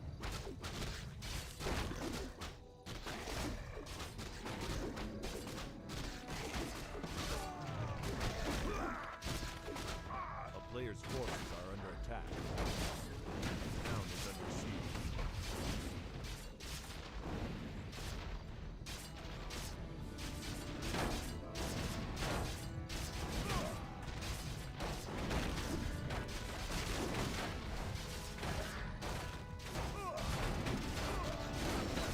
So how much damage can we do? What's an expo worth if you don't have acolytes? We are during the tech. There's no second necropolis. At the moment, LabyRinth has no solution of rebuilding acolytes. And the crypt lord is not that healthy either. I think this attack, once again, wonderful. 3 footmen hacking and slaying away at every individual acolyte. This is quite a disaster, man. This entire expo is empty. Starbuck presents himself in wonderful shape, puts FoCuS's performance a bit in perspective, and an absolute slaughter here. Triple water elemental with level 2 brilliance aura, level 2 unlocked, ghoulstone stand a chance, acolytes didn't stand a chance. Really nice target firing, a lot of pressure elevated from Starbuck's own expansion. We get the deny, of course we do.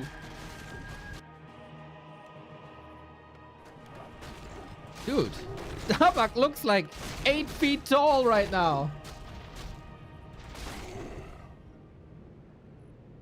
We do have the necropolis up, so it's like a little band-aid on LabyRinth. But he wants to gather funds now. Starbuck is already teching. Should probably continue Player's forces are peasant production. Otherwise, he will fall into a little lumber trap. Lures, oh my god, lures the Crypt Lord to the right-hand side. He can thankfully step out. Starbuck has to TP! Animation for the Impel was already there. That was a split second here. town is under siege. What a disturbing force Starbuck is today. Really, really impressive. Player's forces are under attack.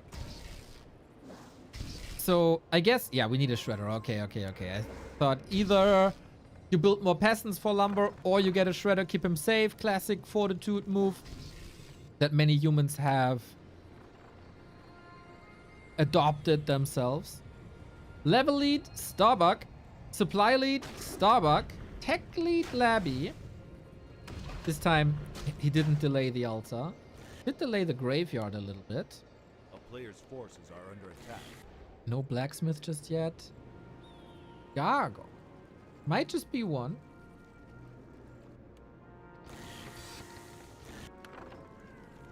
Against the Zeppelin and the drops. That is smart.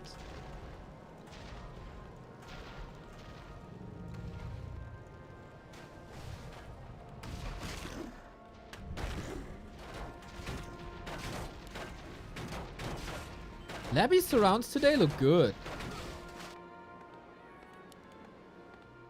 But still, the late game usually belongs to the human.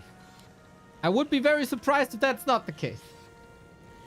People are trying to find solutions, and we've seen a couple more Banshees. We've also seen mass Garg's Worms from people like 120, of course, who is a very good influencer in this matchup at the moment, idea-wise at least. A player's Also, forces Sheik are under has been attack. playing this a lot. So seems like it's a at least semi-viable strategy these days. But I think still, this is very smooth sailing for Starbuck, at least for now. Impale stops the stab, so he can't reinforce right now. It's only Crypt Lord DK. This is not super powerful. We go double racks. That's interesting for Knight. In the meantime, there was a bit of a harass. The Zeppelin drops. I think it was empty. So good reaction by Labby, going for that preemptive gargoyle. Not really preemptive. He saw it, right? But the gargoyle. And we get double racks, double workshop. No sign for a Griffin Aviary just yet. And that might be an issue here. Coil! Good dodge. So this was a lot of pressure on the Archmage, trying to force some items. And that gives him the middle for creeping if Starbuck is not re-engaging immediately. But I love it. He portaled to the expo where the shop is at. He can heal now.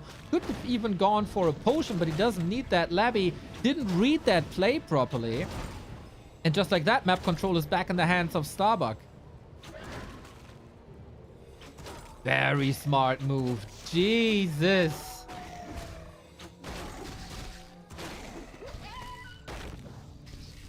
You know, if you want to be antagonistic, a couple of people said, oh, Starbuck, he was just carried by Pally rifle. I think the guy shows he knows how to game. Still, this game is far from over. Labby has reached tier 3. Starbuck has reached tier 3. At the moment, the army of Starbuck is 3 footmen. That's nothing.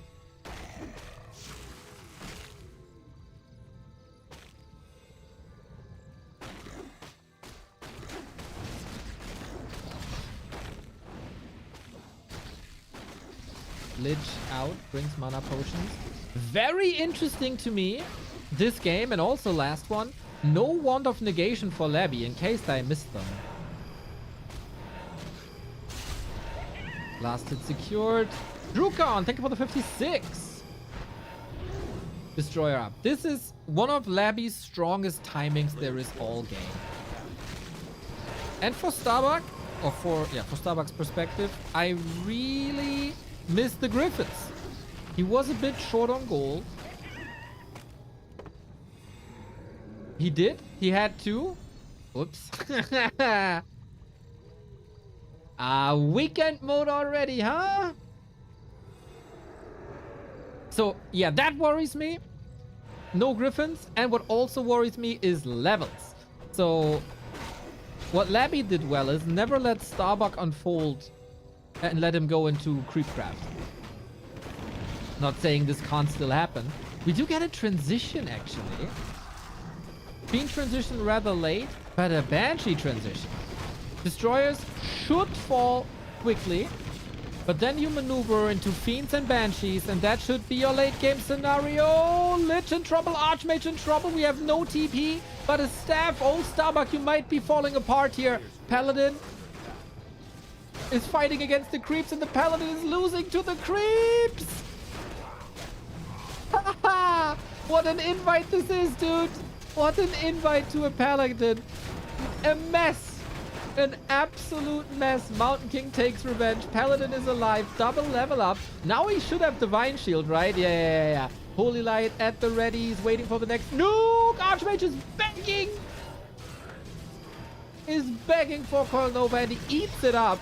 So the Paladin stays alive for a little bit longer. Any chance to rescue him now? Nope. Supply lead is with Starbuck because his macro is just better. Labby wasn't producing for a very, very long time, floating 1,300, 1,400 gold, which is not supposed to be that way. Level 5 Crypt Lord is now should be the end of the night. What a wacky fight this is. We get early gyro bombs for the 8 gyros that are still there. Oh, soon to be 7. So he can pressure statues, banshees, bases. It is banshees, by the way. Yeah, Starbuck got a little bit of an invite here, to be honest, by Labby's lack of macro. A player's forces are under attack. Sweet Archmage bait on the right-hand side to take the pressure off of Mountain King Pally. They could have both died easy. They had no staff, no potion. Highlight Steve, I very much appreciate the predictions, by the way.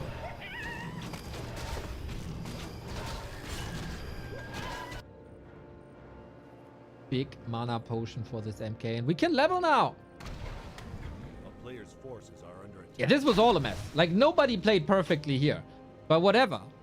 A mess is fun. Especially the midnight one.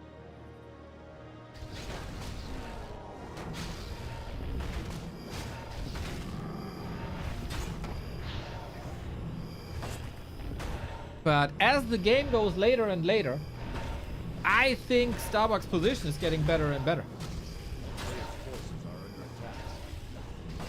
Banshees can be thick, but there is good solutions to it. Mortar teams already on the way. Fragmentation shots coming up. I do not understand the lack of griffins.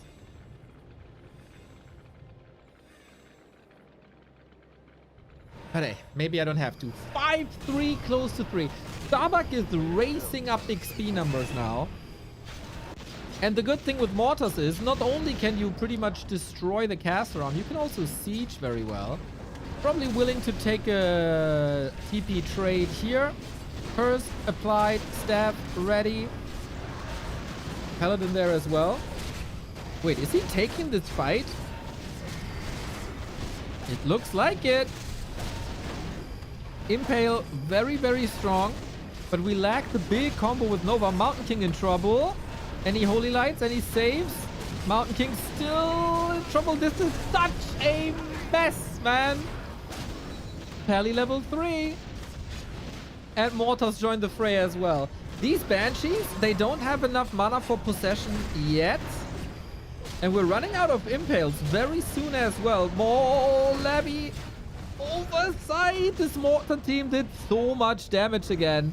And I was highly doubtful of this fight. Now the TP. But Starbuck made it work. He made it work big time. He killed a lot of fiends. He did hurt the Banshees. He was draining mana left and right out of the Banshees. And he saved a lot with the staffs, and he got the levels that he wanted. Money 2! Thank you very much. Good Friday and happy weekend, Smile. Happy weekend to all of you too. Oh, the Banshees need so much mana, and the statue is empty. Yeah, Labby is in a horrible spot. Horrible spot. A player's forces are under attack. Triple staff up now. So we need at least 4 possessions, if not more. I don't think we have a single one yet.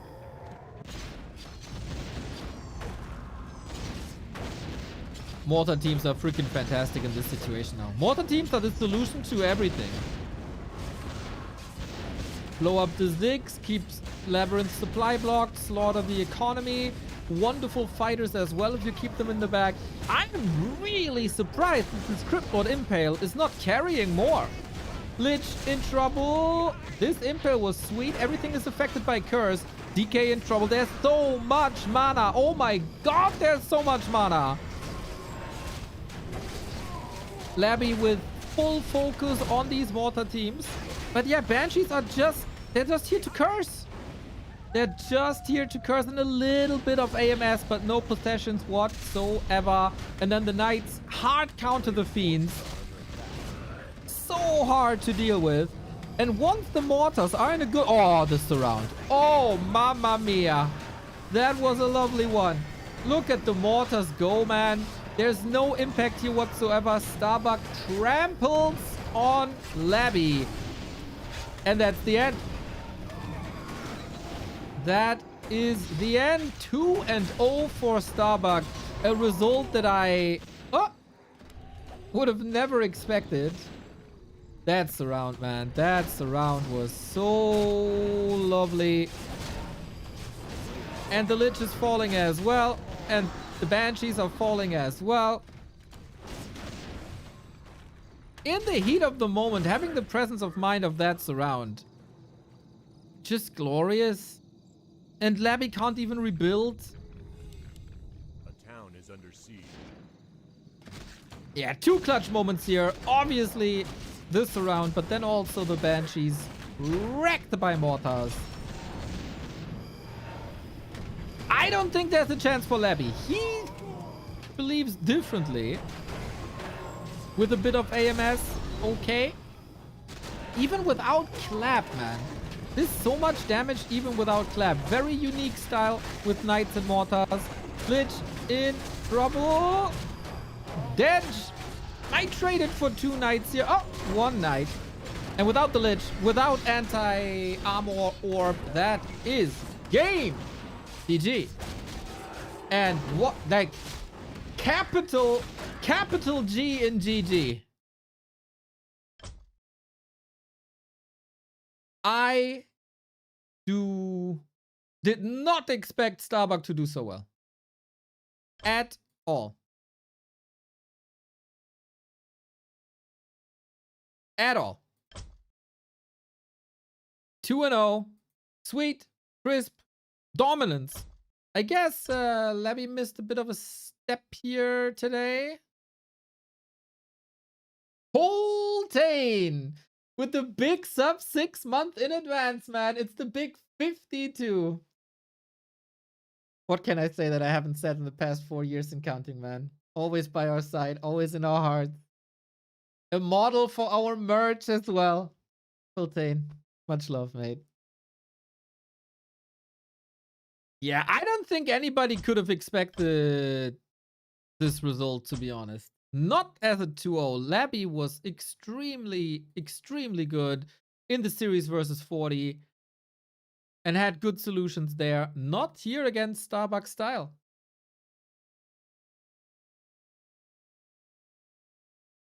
And also, I gotta say, Labby underperforming a bit today. Even though he got the win over LawLiet, but there was also LawLiet definitely not on point and presenting some gifts. But very pleased by very pleased. I think it always helps Starbuck when you take out the seriousness of an event like Super League, B Cup, Super League, pom pom pom pom pom.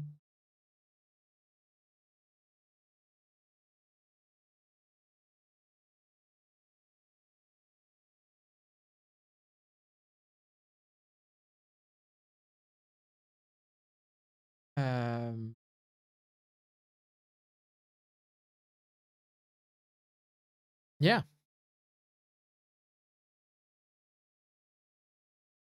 It was just good.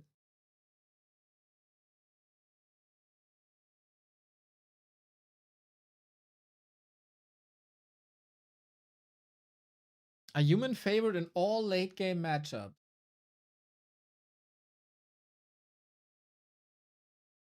I would say so. I would surely say so. Getting there.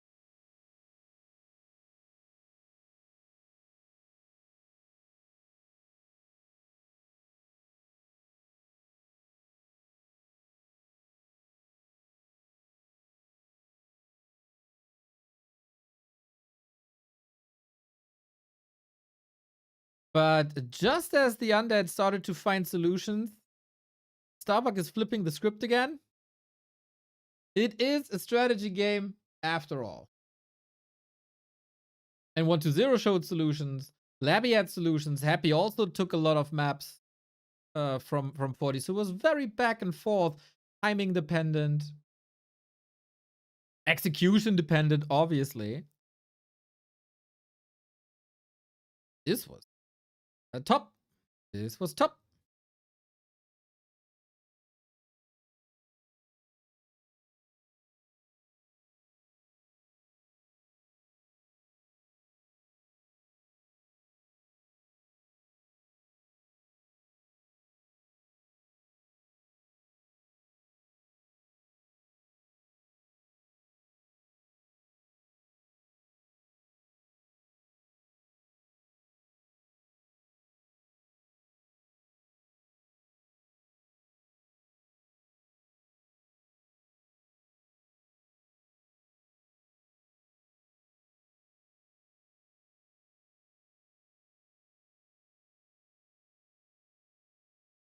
Next up, another Labby game up against FoCuS, and this will be interesting to me. I have yet to see a lot of Undead versus Orc on this patch.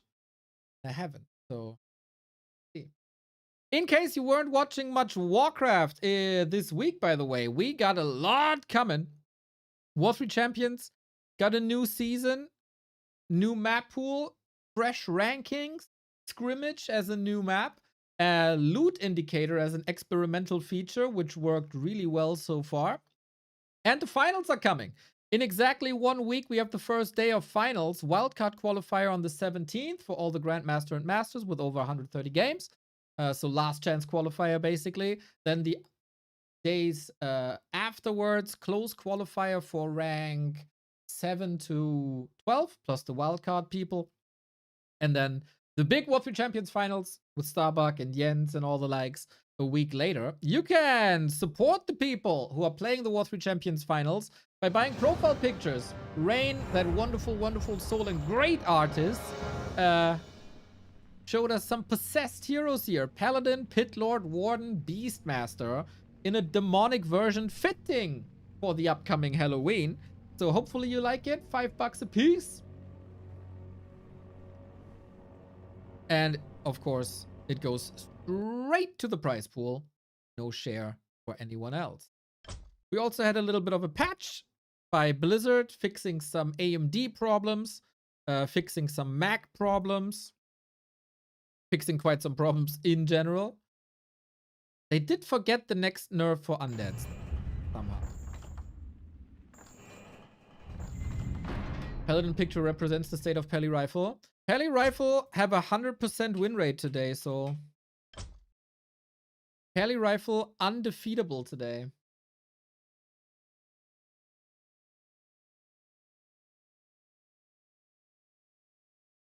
What do you say now? Minimum, thank you for the 51.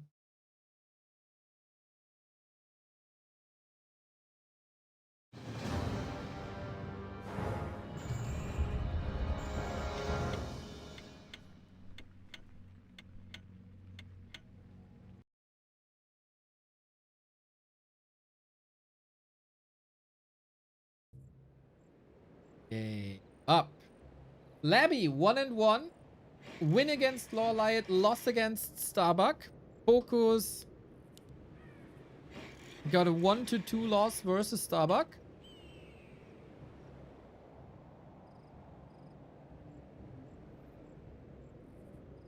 And now we'll see. Last game for Labby today. And FoCuS, show me the way of this matchup. Both actually show me the way of the matchup. The past series between them were pretty close.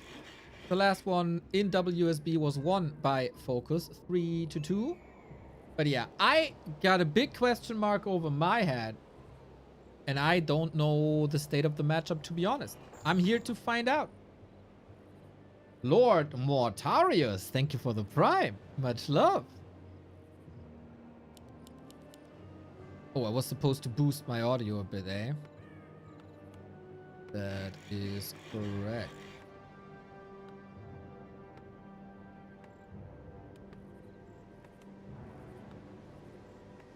All right, hopefully this is a bit better now. We open up with Farseer. Ooh, are we experimenting, or is this the most successful way at the moment?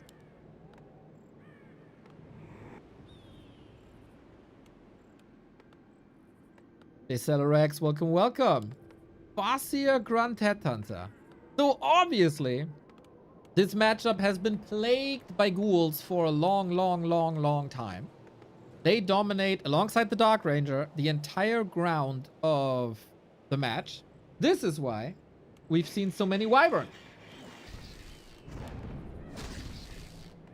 So did this change with -1 damage on Ghoul?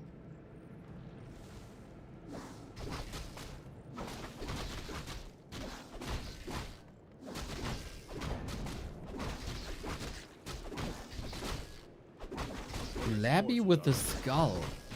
Is he expanding? He's expanding versus Farseer? Oh, snap. It has become a little bit of a trend to expand on bigger maps, like Twisted. I would also kind of expect that on Shattered Exile, Echo Isles. But here, also on the natural. Player's forces are under attack. Okay, seems like all that FoCuS has to do is figure this out and muscle up a big push.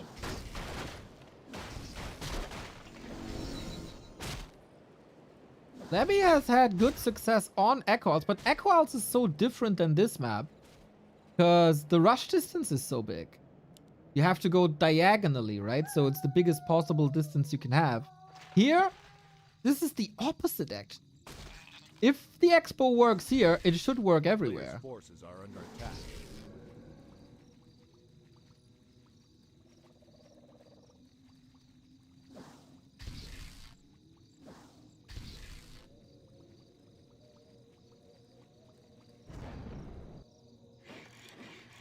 And FoCuS gotta make some decisions here. Firelord push, Raiders. Will he just tech? And I gotta say, I am a bit befuddled by how passive FoCuS is. And FoCuS already showed big strategic flaws on map 3 versus Starbuck.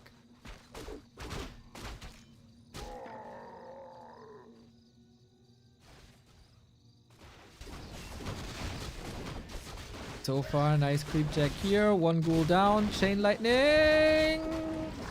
Labby got the warlord. Important. Also, Ankh. Not necessarily what he wanted. Labby. Oh, snipes. Not Labby. FoCuS snipes the big one.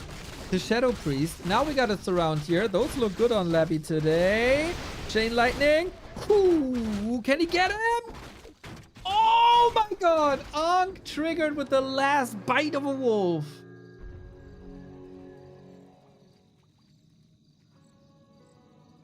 Of course, not expensive, but that's an item you could have sold theoretically. A player's forces are under attack. Wild.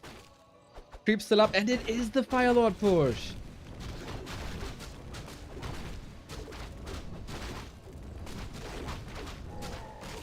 That's some heavy pressure on Labby, who doesn't have much. There's only 8 ghouls. We got lava spawns against it. We got wolves against this. And we are far away from the Wand of Negation. Still focus on the timer.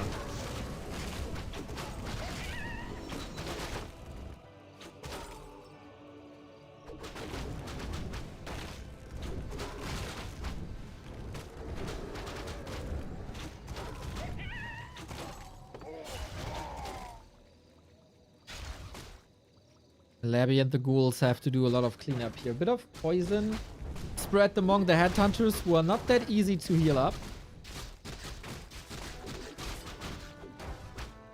Firelord level 2. So he wants Incinerate fast to have AoE damage on top of the Chain Lightning AoE damage. But yeah, this expo is unpunished, man. He just has to weather one storm. This one push, basically.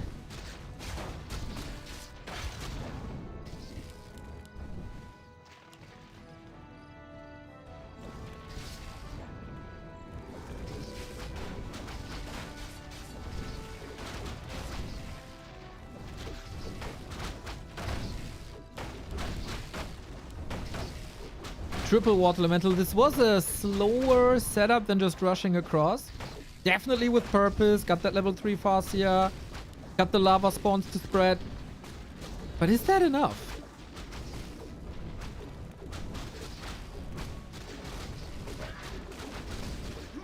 Oh, I don't think Labby has the altar, by the way.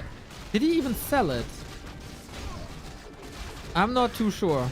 Headhunters falling like flies. Same for ghouls. But the double arcane tower, man. Life-saving. Good focus fire on the lava spawn. 30 food only. We need production here. And a Wand of Negation. Now we got the tools. And a mana pot. So we can spam these coils with additional income. Heal pot as well. Raiders are in for a lot of control But End Snare wasn't ready yet. Losing the first Raider before the End Snare is not ideal. And he's just coiling his way out of the situation. FoCuS has to break this base. Labby, all he has to do is survive.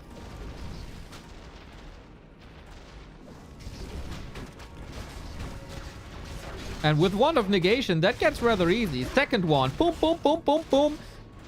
Makes the summons disappear. And this is why this Fire Lord strategy is not necessarily ideal anymore.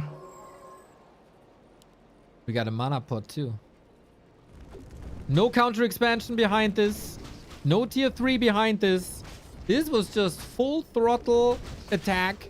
And I think Labby was too stable here. With the 2 towers. We got the Lich, by the way, and tier 3, so I was wrong about that.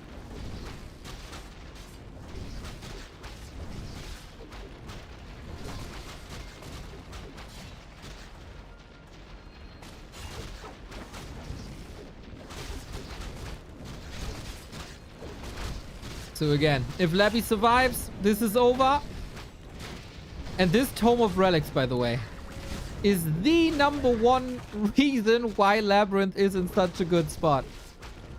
Having access to wands, heal potions, mana potions, enabling the coils, disabling the summons, gives him a lot of necromancy as well for skeletons, which are of course great against headhunters.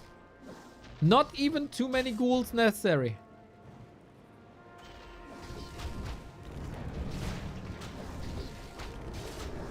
So many tools in the box for Labby.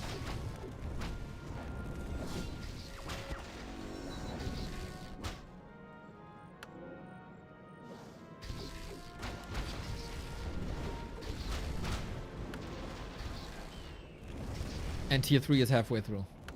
Just patience. Patience is the virtue here. Where's FoCuS's punch, guys? Where is it punch? Where's the punch? We've seen anti-expo plays better from FoCuS on Echo Owls. We've also seen some good ones from Lin. And that usually always involves fast harass on the expo. FoCuS is going down here. Level 5. This was the coil show.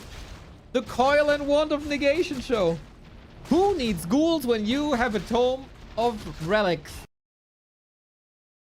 Yeah, I think FoCuS is just... This was just too slow. He wanted the tier 2 power spike. But then it was already too late.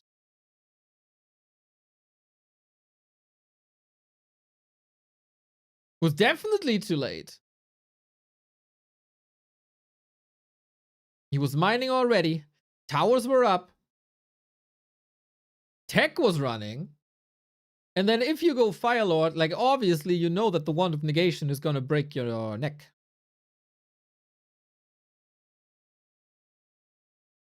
And that's the game right there.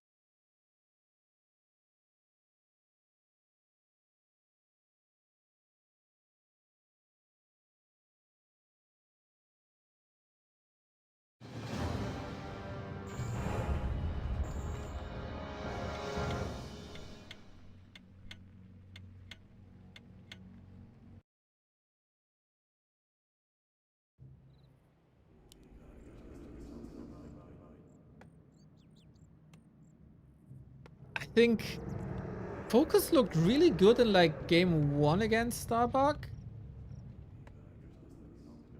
But since then, something changed, man. Something changed, especially the Pally Rifle game. Like Starbuck broke him a little bit, if you ask me.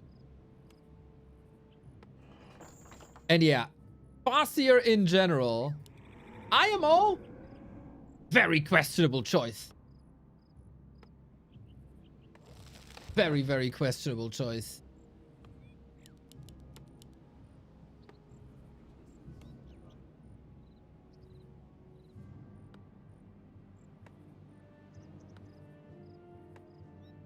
So, Labby could leave this tournament with 2-1.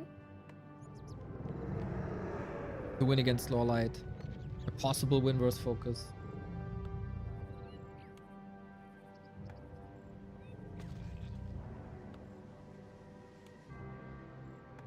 Don't show UD hero. Dude, it's in the overlay. I can't hide an overlay. It's Farseer again. It's also Farseer Headhunter again. I don't know if FoCuS wants to be experimental on like competitive conditions, or if he's really of the opinion that this is the way.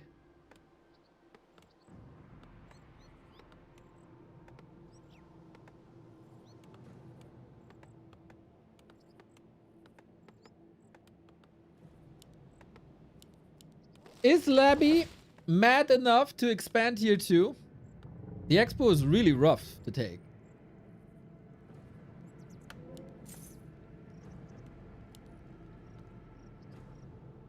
A player's forces are under attack.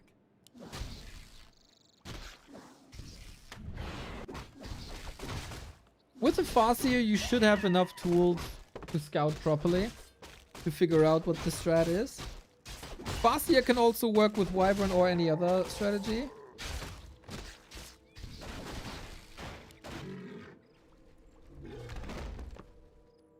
Grand pattern.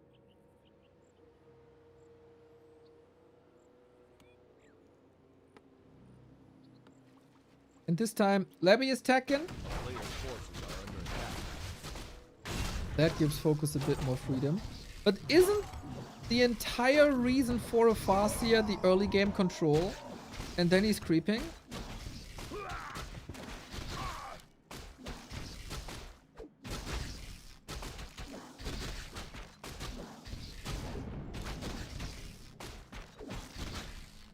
He gets level 2. So, at level 1 Chain Lightning?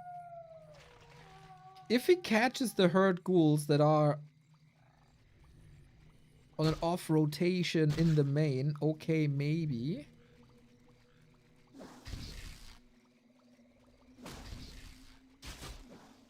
But there's still a lot of stuff. Oh, good counters around here. It's a bit of free damage via Farseer, but I don't think this game goes FoCuS's way at all.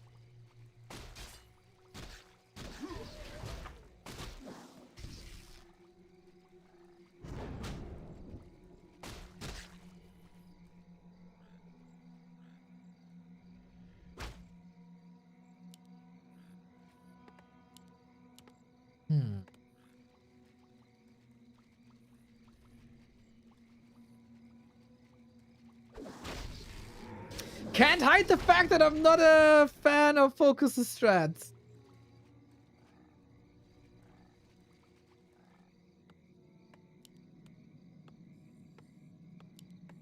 Abby plays like very standard. A player's forces are under attack.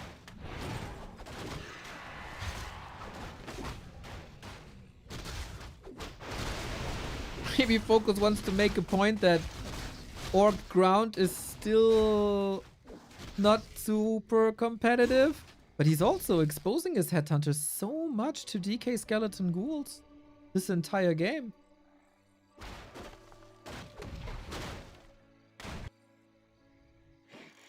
Guess what? There's a coil with the Headhunter's name on it. There we go. Boink. Way too many lost. Got 2 Headhunters left.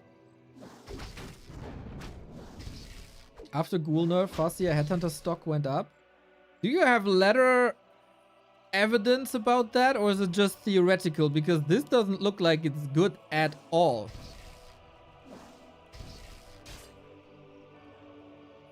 If you don't have a critical mass of Headhunters, I don't think this works.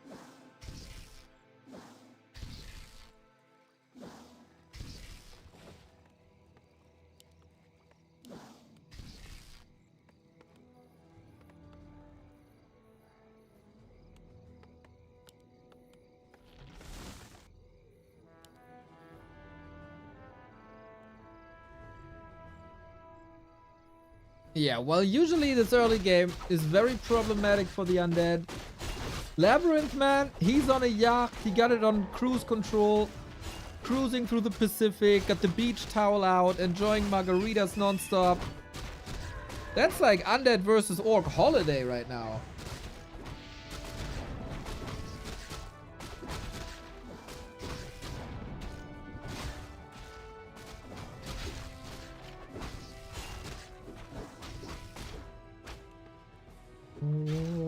Almost the ghoul save.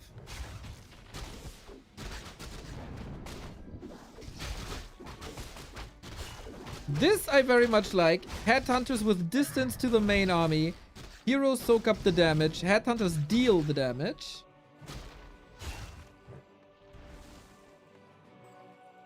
And things are slowly getting better. We still have the LawLiet versus FoCuS series, and we also have the LawLiet versus Starbuck series. Interesting to see that it's a Lich, by the way, and not a Dark Ranger. Maybe it was a positional thing, but with skeleton schools, you should always have the headspace to go to the tavern.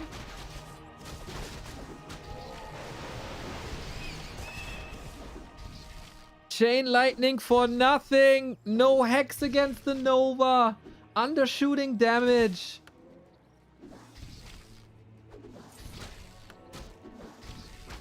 And with that, it was big experience for the Lich.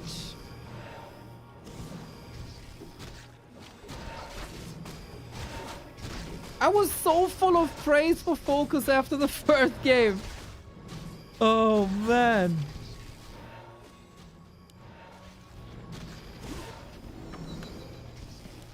A player's forces are under attack.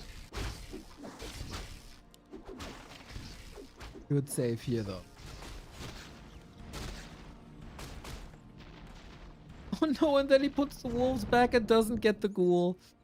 Mamma mia, when it rains it pours, huh? So we got Radar Headhunter TC. This is a pretty 2021 strategy.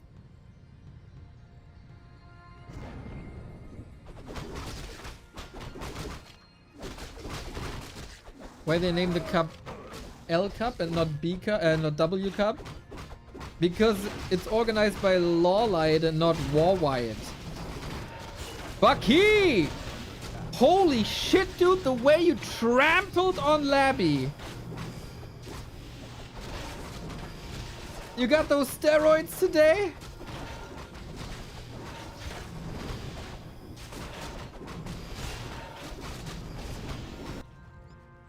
Nice save by FoCuS here, gotta be honest. Just beer? Bro, I called it! I called it, man! That's so funny. That is so funny. I don't know which game it was, but I said in the beginning, you know, when you have enough time, etc. Like, the biggest question about Starbuck's performance today is if he's having beer or not. Because there was a precedent. Boom! Boom, dude! Reading the scene like a book. Oh, that's amazing. Oh, nice. Enjoy, enjoy. Dark Ranger third now, let's go. FoCuS! It's almost surprising he made it to the state of the game. But yeah, this is a rather strong undead position now. Shadowhunter underleveled, TC underleveled, big mana potion on Labby. Even brave enough to go for an expo. Yep. Nightmare series by FoCuS. A total disaster start to finish. Game 1 against Fast Expo, 2 passive. And then Wand of Negation hard counters your Farseer Firelord. Game 2 again. Farseer Headhunters. Well controlled by Labby. You are not threatening him. You're not threatening him with the Farseer Headhunters.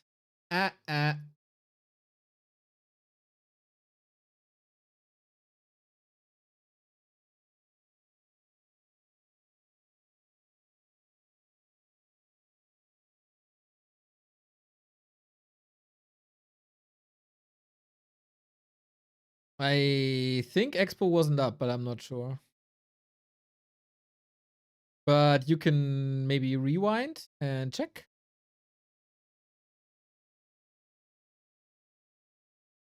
Yeah, lots of losses. Not the cleanest play. FoCuS got a little bit of a break. No, he doesn't have a break. He has to play LawLiet now. He should maybe ask for a little bit of a break.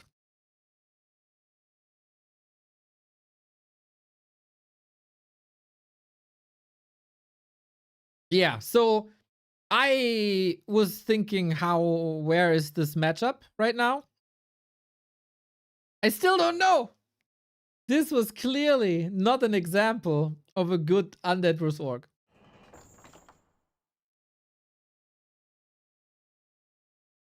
Yo, Verbrecher is having some cheeky ones himself, eh? Mamma mia.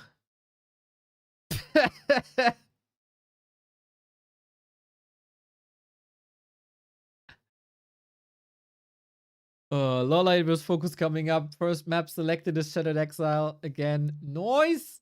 And then we got the Starbuck LawLiet later today as well. As the main event of the day. Curious to see LawLiet's performance now, because LawLiet's performance versus Labby wasn't great either. Unfortunately. Couple of hero losses here and there, eh? It hurts.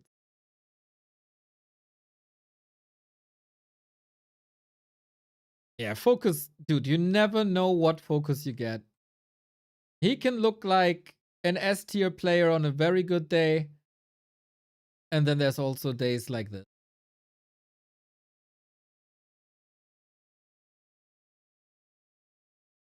That is unfortunate. So Labby ends the day with 2-1.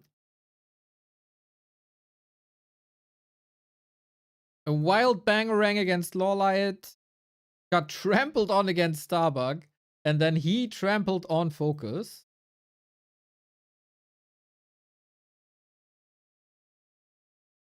Thank the Lord that the Undead Impa discussion is over now. Thank you.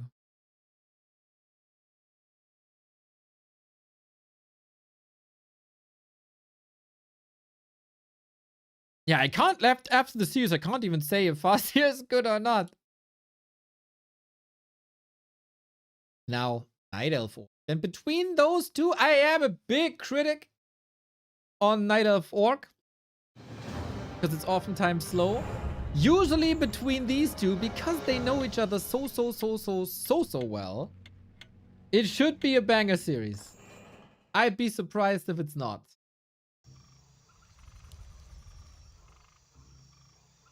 So, LawLiet 0-1 after the series versus Labby. It was a 1-2 though.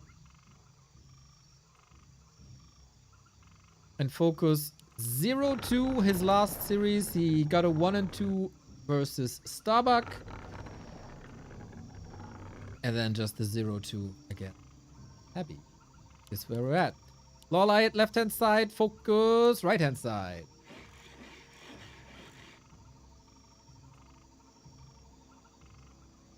We haven't seen a single Blade Master game. I would assume this is changing now.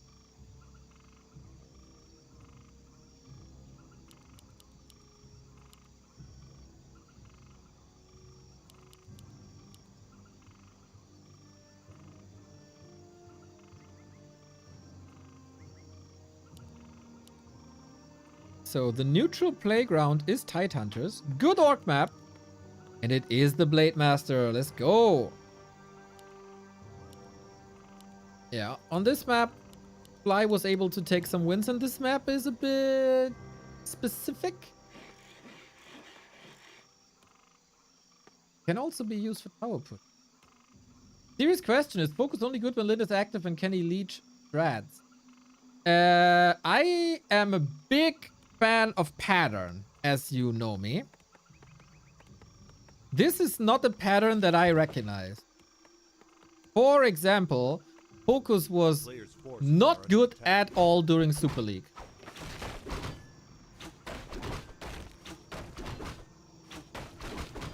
But after Super League, when Lin was on break again, FoCuS exploded. He's playing like crazy. And also in this matchup, like in Orc vs. Night Elf, FoCuS looks amazing.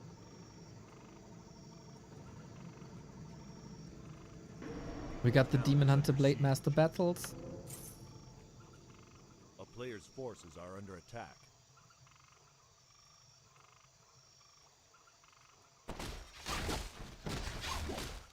And a nice ring of protection already. Okay, solid start for LawLiet, I guess.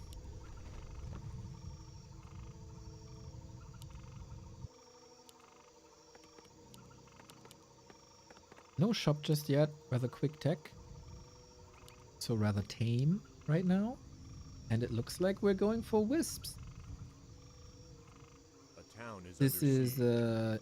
a strategy that was like semi-abandoned and was switched out for Player's attacking forces are under archers. attack. Whoops.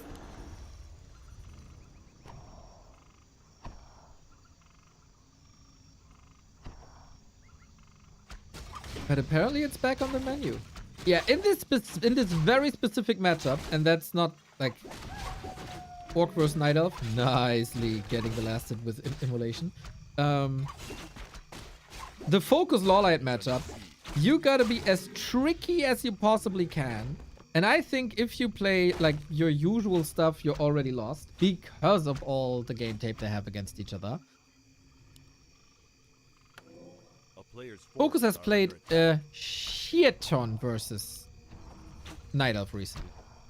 Colorful is inviting him to show match after show match after show match after show match. And due to all the wins, FoCuS made it to top 3 in the world. He won against Moon also. 3 wins in a row. 4 wins in a row against Colorful. Also win against Kaho. Oh, 5, 6, 7. 7 wins in a row against Colorful. A player's forces are Mamma under attack. mia. Yeah, so FoCuS is really, really good versus Night Elf. Usually. But look at this Demon Hunter. What a boss already. And it oftentimes is the question, like, how do you stop that Demon Hunt?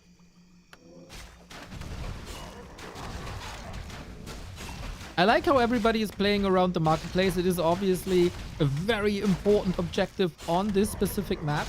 People like Life are putting in wisps to these trees to detonate against it. LawLiet had the feeling it's a little bit too late.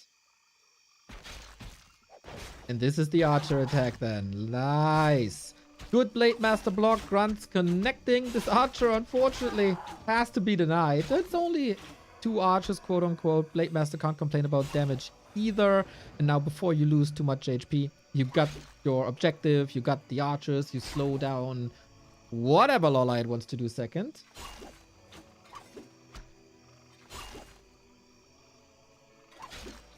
And that was a nice ambush. Raider Walker Shadow Hunter. A player's forces are under attack. I'm still not a fan of this opening, as you know, but since both players know each other inside out,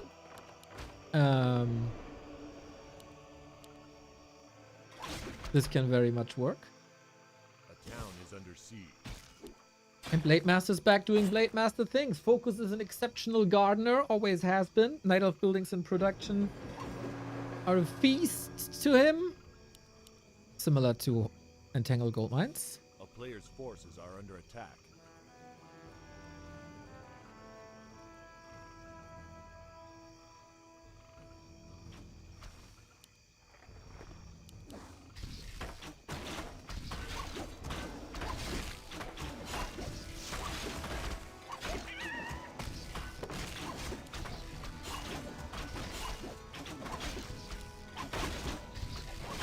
I would have loved to see this Blade Master play against Undead, man.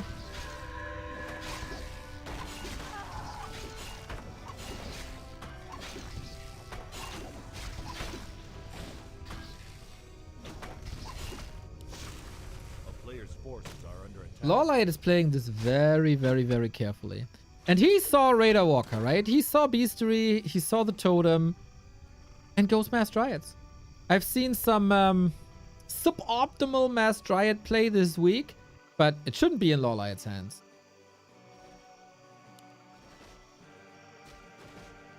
Doesn't have to go right now. Staying solo hero.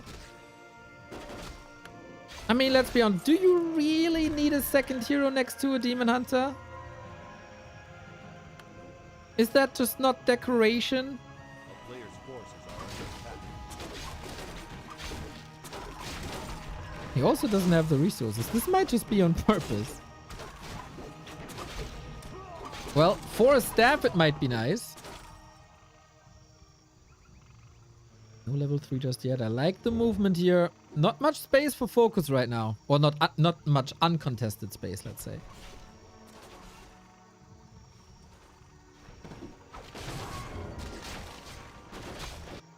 Naga second. A player's Has forces to are move under back a attack. little bit. Can he staff her in, maybe? Doesn't have the resources for a staff. That would have been lovely. So Naga is missing in the fight now. Ensnare allows some control. Demon Hunter has no staff. He's kind of caught in this fight. Question is if FoCuS is strong enough. And I don't think so. Maybe with the heal wards he got. If the heal wards are running through. Heal wave is running through. Waiting for the next round of ensnares. But reinforcements for LawLiet looking fine so far.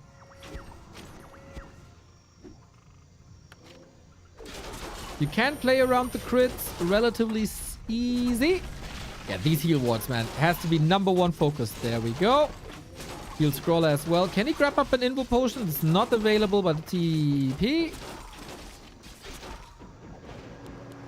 Solid exchange. Solid exchange. This was expensive for LawLiet. Heal scroll and TP. Not on the cost of too many units. So you can go out on the map right away. Player's forces are under attack. He doesn't even have a shop, dude. Wow.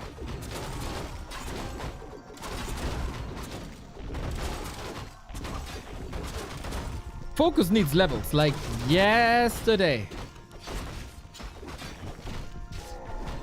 And here it is. Crit.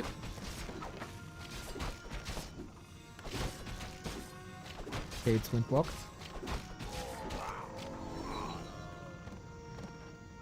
Mr. Techo, have you received your W3 Champions Finals invitation thingy? For the wildcard qualifier.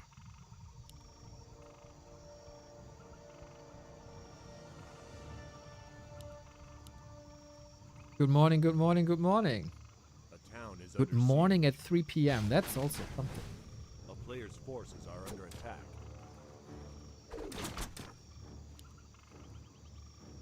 Demon Hunter level 4, Ring of Regen, double Ring of Protection, more HP. I feel like this Demon Hunter is quite a threat. I don't think FoCuS has the damage to contest this Demon Hunter. Like where? He doesn't have crit 2. The Raiders don't do anything. Grunts are supposed to do the damage, but they're currently occupied with Dryads. We have a heal scroll, right? Yep. I'm having a hard time seeing FoCuS succeed here, to be honest. Love the Dryad positioning here. That looked very good. And we dance. Shadow Hunter in the middle of it all. He doesn't like these mosh pits usually. Immolation 2 is a lot of damage, and he got so much mana to burn. Still, the Dryad control is sweet. Naga in a bit of trouble. The lack of staff is noticeable. And now there's no mana anymore. Will FoCuS run out of steam? The Naga is probably just dead, right? Absolutely. And the Dryads are all getting wrecked one by one. Heroes in the fight, mostly ignored. Pretty much exactly how you are supposed to do it. And now the Demon Hunter has no juice anymore. Even a heal wave left because, of course, there's... Wait, there is mana burn, but he had no mana anymore. Body block. Backstab. That's a big one. And he continues to block. Oh, FoCuS. That block was superb. And now Ensnare is ready and the Demon Hunter bites the dust. I stand corrected. FoCuS has the tools to deal with this. The Mass Dryad's not enough. And once the Demon Hunter was out of juice, there was a lack of damage. Surely no staff, no potions, no consumables at some point. And it's very, very rare that an orc outlasts a night elf in a fight, and then you open yourself up to Naga losses. And if the Naga's lost, you lose a lot of control in these fights. And then the Blade Master goes crazy, even though it's only crit 1. Yeah, LawLiet, very, very, very careless with his heroes today.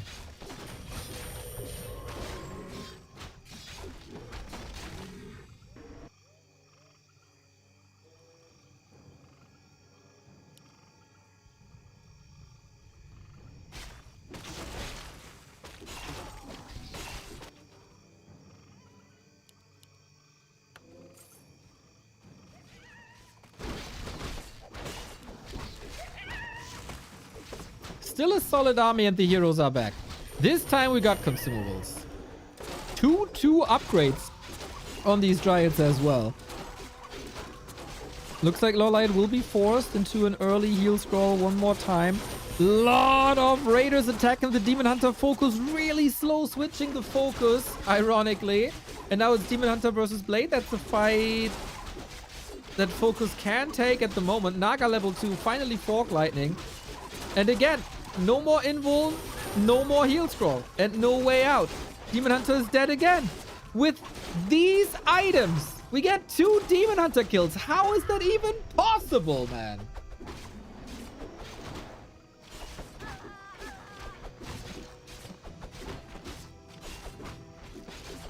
FoCuS exploiting this perfectly. As one should. There's a weakness, you exploit it.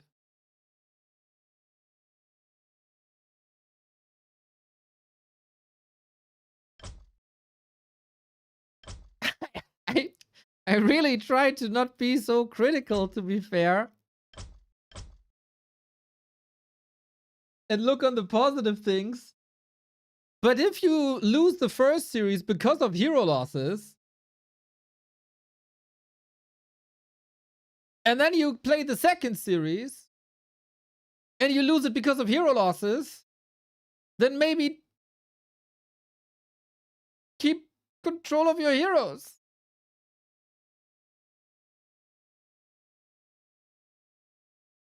Ay, ay, ay. Ay, ay, ay.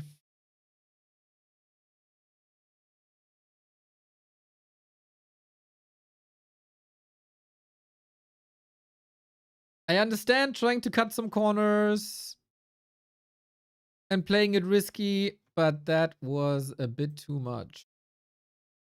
Good comeback by FoCuS, man. That block was lovely. The one raider block around the tavern.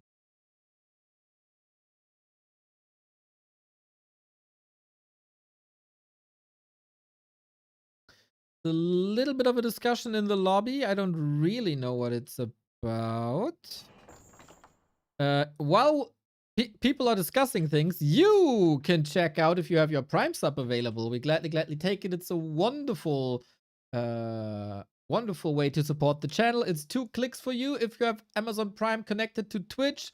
Free sub, no ads for you.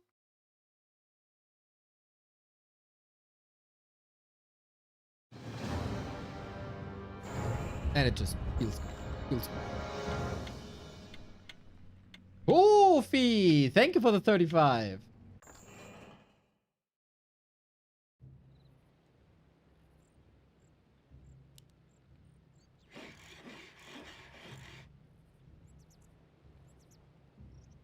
Okay, LawLiet currently 1 and 3. Tidehunters was a solid orc map though, we gotta say that. We've seen quite some success on this map for orcs. And we also have to say that FoCuS is an abnormal beast in this matchup. So 2 things can be true. LawLiet underperforming and FoCuS being really good versus Night Elf currently.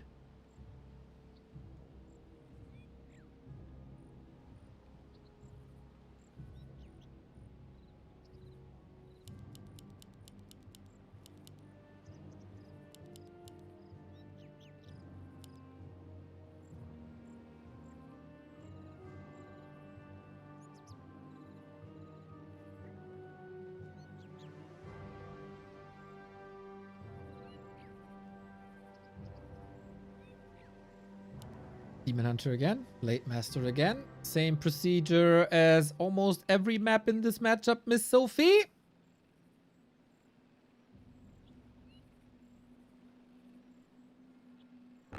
Nah. No Farseer. We've seen enough Farseer today. It's time for crits. It's time for crits.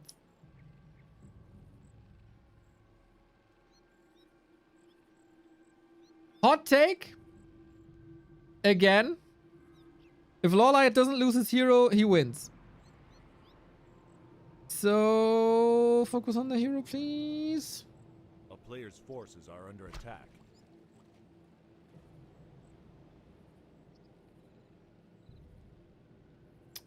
Good to see Highlight Steve keeps you busy with the predictions. We need a new name then. Prediction Steve. Gamba Steve. I have to come up with something. We got a Pendant of Energy. I am usually not the greatest fan of this item since the nerfs, I don't know, years ago. It's been a long time. But with Immolation for a Night Elf, this is wonderful. Drop it before using the Moon Wells. Use the Moon Wells. Success. Speculation, Steve. We open up Mana Burn here, interestingly. Ring of Protection stolen for the Blade. Really nice. I think the Demon Hunter could have dominated quite a bit, especially with this item.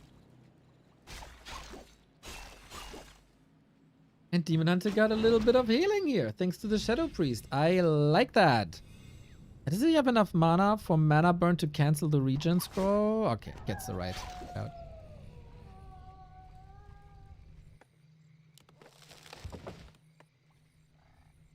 But yeah, as I said before, usually this matchup is very slow. Not with these two guys. Not with these two.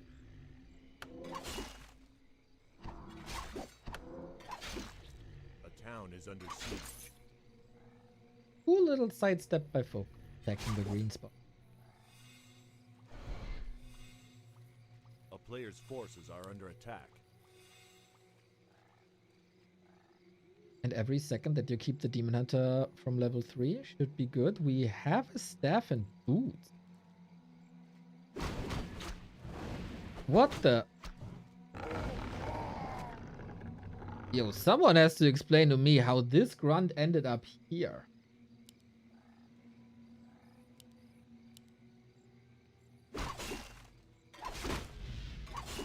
That dude was lost in the woods big time. Mamma mia. Well, a little bit of extra emphasis on the Blade Master. Didn't pay attention too much here. Demon Hunter, Mana Burn, maybe? Don't think he got that one. Item goes to FoCuS, but he's in trouble here. If only he had a grunt to block. Demon Hunter has boots, though. Can he run him down? Schneck. He has a TP. I know, he has no TP. Ah, I hit the wrong button. Now the grunts are here to block. Life-saving, maybe? This is an odd situation.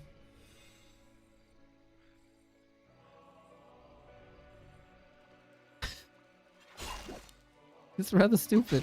He needs this block. It's a life-saving block. There we go. Similar to the Raider on Tidehunters.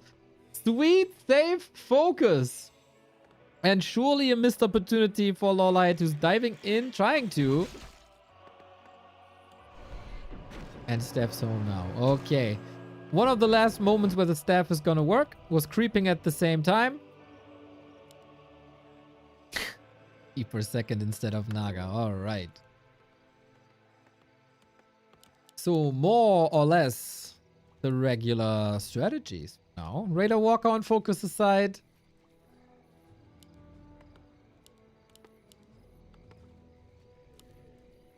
A player's forces are under attack.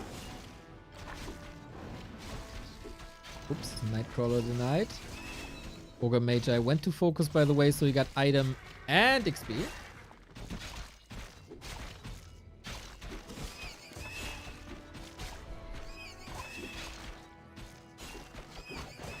Shadow Priest was doing a good job. I like that purchase.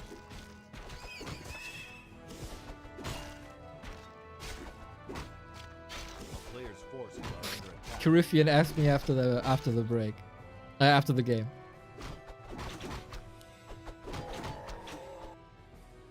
Tier 2 Mass Dryads once again. I also like this combo. If the goal of Raider Walker is to prevent bears from being super effective, then it works. If he wants to play low Walker count 1 base Raider into Dryads,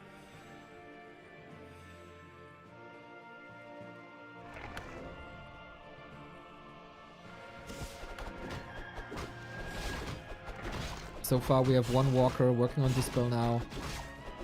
Next burrow is unfortunately a little late. Here we go. 3 and 1 heroes versus 2 and 2. Definitely not ideal. FoCuS losing the Berserker. Both are losing the Berserker. Prime target, of course, by how much XP they get. Every entangle should be a kill. Shadow Priest has fallen too. We have a TP. Oh, crit. Well, that also happened.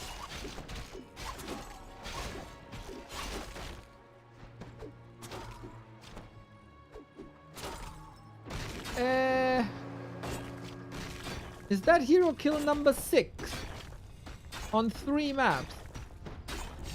4 maps. A player's forces are under attack.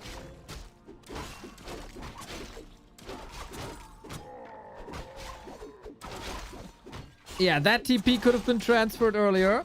That's for sure.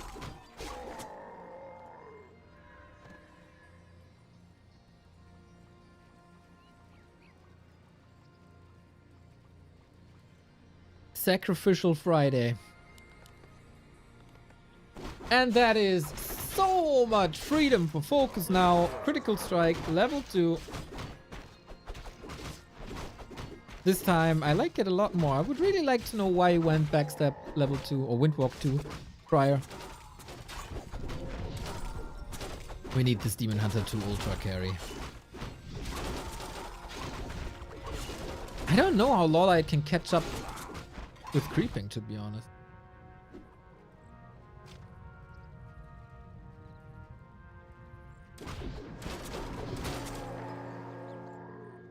A player's forces are under attack. He's rushing upgrades once again. Stays at 50. Gets thorns. Alright.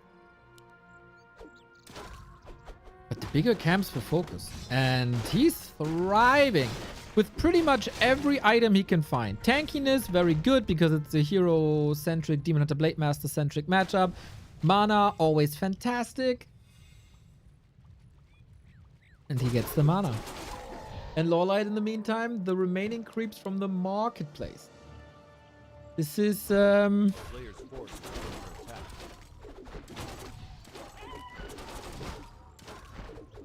not looking that great.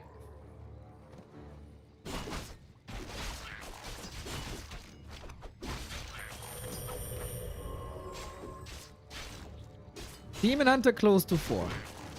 I'd say he needs evasion. He has evasion via the talisman. That's a big help. And FoCuS. Player's forces are You under leave me attack. alone? You want to go into a creeping game? Okay. I control the map. I got the end snare. I can expand. FoCuS, you must use sappers. My friend, on this map, there's no laboratory. No laboratory means no sappers. Okay. Invo potion to run the Shadow Hunter down. LawLiet cannot afford to lose this fight. Then Expo is up. Going hard for the blade. Who is going hard for the keeper? No TP. No staff. Also no Invo potion. That is an easy execution. Heal scroll for a second. Deny. Okay. But a dead keeper is a dead keeper. Now we go next. Hero focus galore. Raiders make their progress towards the Dryads. Demon Blade. Who dies first? Spirit Link not applied actually. Or Dispel. Crit. Oh, is focus over chasing? There's an invul and a heal scroll. Oh my god. He can contest this. Invul potion though. 7 seconds. Invul potion here as well. Hex though. Dispel. And focus is the one having to TP. Mad. All of a sudden, LawLiet with the right calls.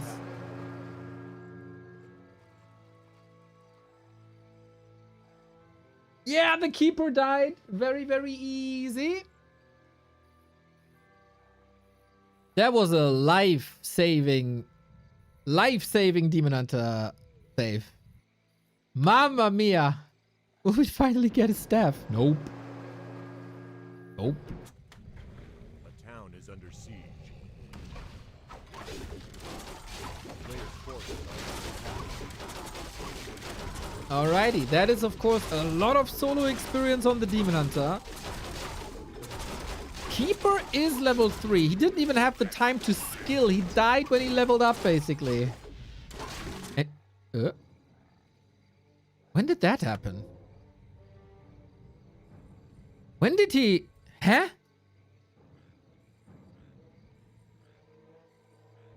What and when was that expo cancelled?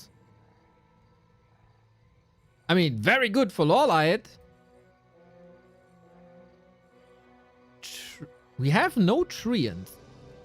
I don't think there were Dryads split. Can someone rewind? On Twitch, you can rewind now if you're a sub. Can you check what happened? Was it an AP? Ah, during the fight.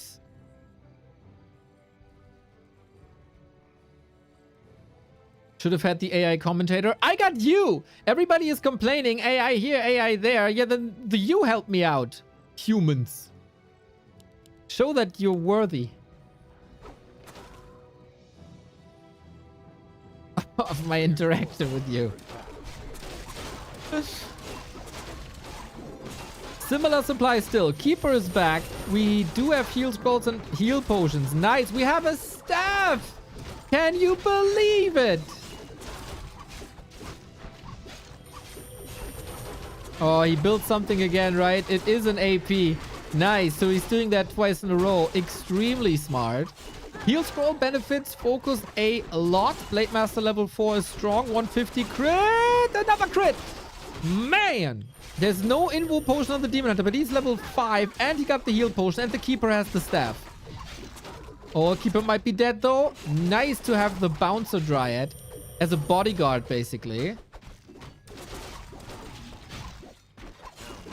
But LawLiet supply numbers, they're just not looking great. Do we have a solution for this AP now? I don't think so. Blade Master well stacked, by the way. Tier 3 by LawLiet is about to be done. This is a game that I expected between the two. Oh, 2 raiders. He got pillaged, by the way. Lol, the peon attack helps. He's throwing everything at this AP. He needs more. He needs more. This is safe. Mamma mia, 2 more hits. 2 more hits would have done it.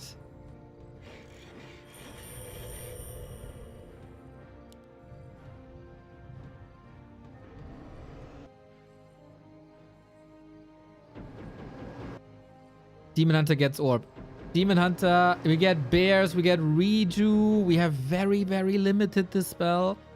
Heal scroll invul on the blade. LawLiet is way too hurt to fight. 1 hit. Basically another 1 hit. But the Keeper on a silver platter and staff is on him. Potion first. Demon Hunter is doing so much damage now. And the Dryads are threatening the Orc heroes. Yeah. Oh, Entangle and Hex at the same time. Blade about to fall. Any chance to save him here? Keeper falls first, but the blade as well. You take that trade any day. And now it's level 5.5 Demon Hunter running the show close to Metamorphosis. With Dryad stutter stepping, this must be more kills. Can he deal with that Expo? Laid back, last heal wave. No consumable anymore. If this Demon Hunter dies, this would be a huge throw. He still doesn't do anything against this Expo. Misses the crit! Oh my god, that's so unlucky for FoCuS. Misses again. The Talisman of Evasion turns out to be a fantastic purchase. And that's level 6. He doesn't have mana currently. If only the Keeper was here. He's not reviving the Keeper. Oh my god! Demon Hunter level 6 dead! Oh my god!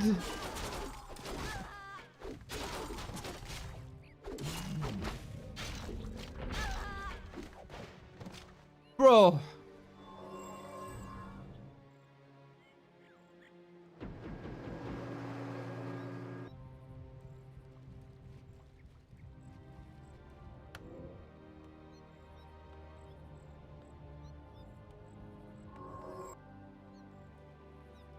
Yikes. Yikes is the perfect description. To the point. Could maybe an exclamation mark. It's still not over, man. We got Metamorph. And this Expo wasn't repaired.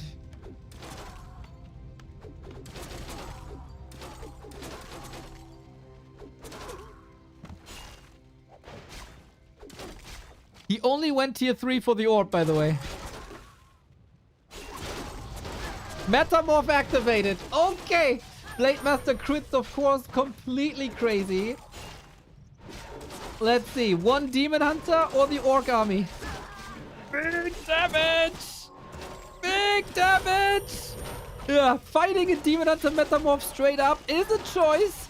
But I guess he has to make the call between losing that expansion and losing the army. Demon Hunter has no way out.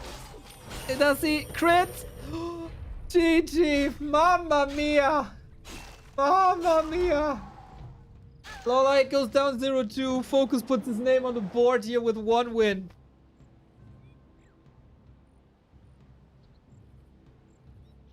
I don't know. Like, sometimes you see games and you don't really know what to say.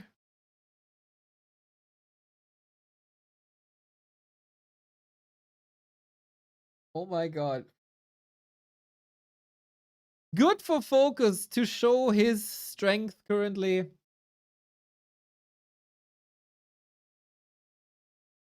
Super fragile LawLiet this entire day. We kind of thought that he overcame this weakness of losing heroes. And now it's back. And now it's back.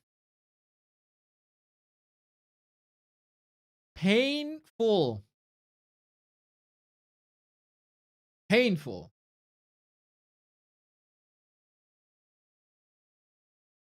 LawLiet Starbuck is now meaningless. Doesn't change the outcome at all. Oh, let's see.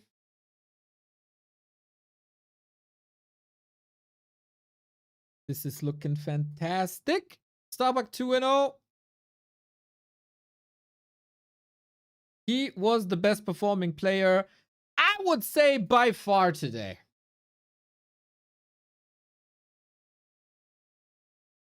But what if... Okay, if Starbuck loses 0-2, which is very questionable, then it should still be direct encounter. That puts Starbuck first. LawLiet can't surpass him. Even if LawLiet wins 2-0 against Starbuck, FoCuS wins the direct encounter. Yeah, I think this is 1-4 settled. Humba again on top, as always. Levy still strong despite cool nerfs. FoCuS. I mean, this is just player performance representation.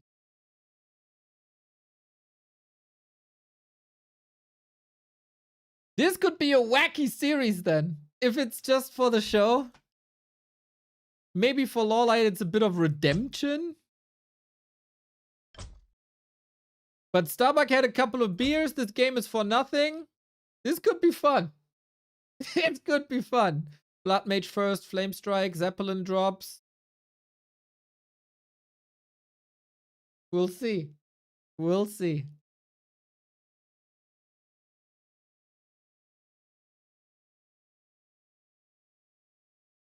Too many hero kills. Way, way, way, way too many hero kills.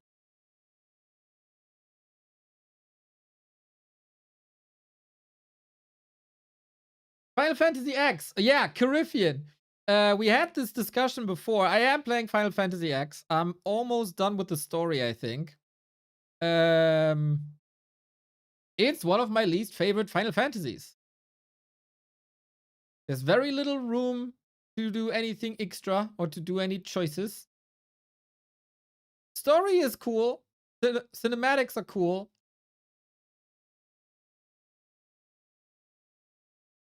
But yeah, there's not too much RP in that RPG. And I, to be honest, got no idea why it's praised the way it is.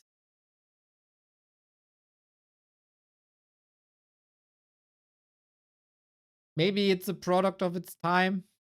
Maybe I don't get it. Maybe it unfolds itself in the late game. Maybe. It is, for some reason, not for me. I'm not enjoying it. I only play it to, like, put a check mark next to it right now. I'm very sorry.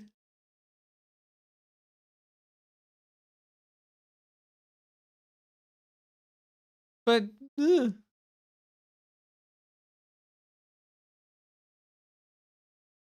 I love 8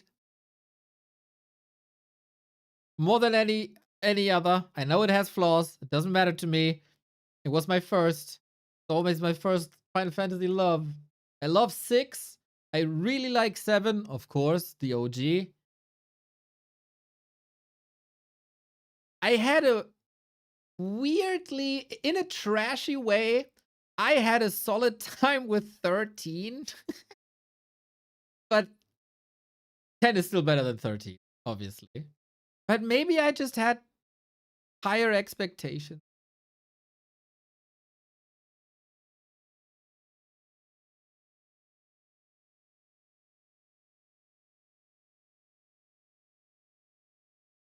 Yeah, I don't know. Like, it's always a big criticism when Final Fantasy games are too slouchy and railroady. And my lord, is this game railroady. You can't go 1 meter left in this game.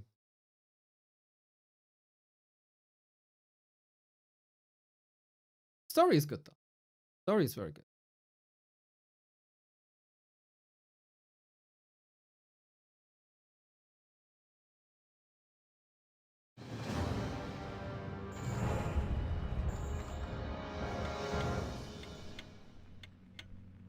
Final Fantasy X scores. But our main event of the day, ladies and gentlemen, it is the winner of this tournament, Starbuck, versus the worst performing player in LawLiet.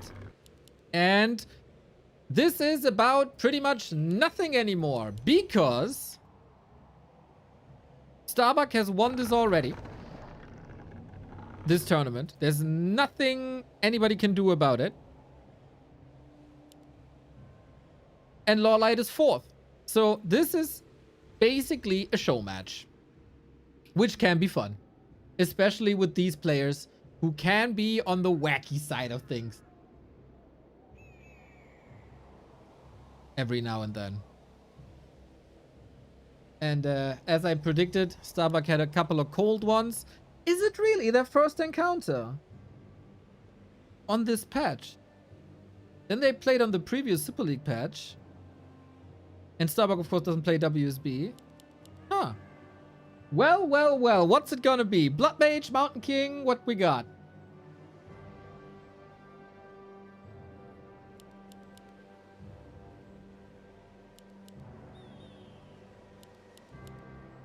Demon Hunter Archmage. So normal.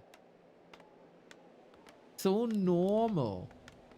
Oh wait, did I miss? No, Alta timing is normal, right?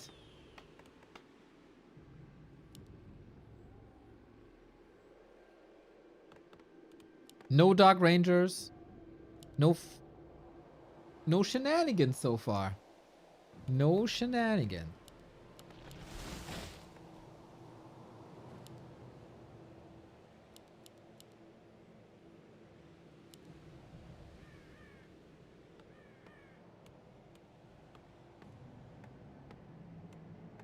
So what Starbucks play?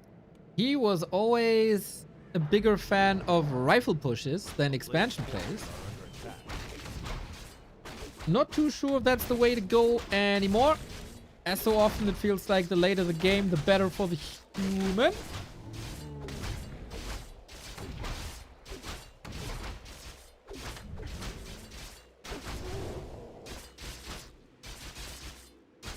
Town is under siege. And Starbuck opens this up like he opened up against Labby on this map. Pure aggression. Go, go, go, go, go. Disrupt the Night Elf. Don't let him unfold. Don't give him any chance to expand. Feels like A player's this can forces be are very, under very attack. disruptive. I'm actually not too sure how LawLiet plays this matchup at the moment. Whoever's running the Gamba, 11 out of 10 job, A+. That is Highlight Steve, aka Gamba Steve. Gamba Steve is doing a fine job since yesterday with the predictions. Wisps have all been evacuated. Funny. Demon Hunter with the ring. Really, really, really good. A town is under siege. And it looks like Player's rifle forces are push. under attack. With Militia, you can always catch up a little bit. Wow, I sounded drunk a little bit.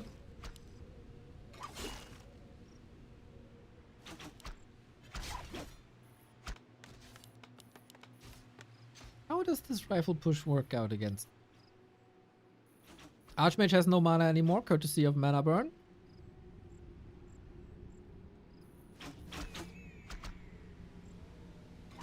LawLiet has 0 wisps on the map. Well, he doesn't have to push. He's the one who will be pushed. And so it's very clean cut.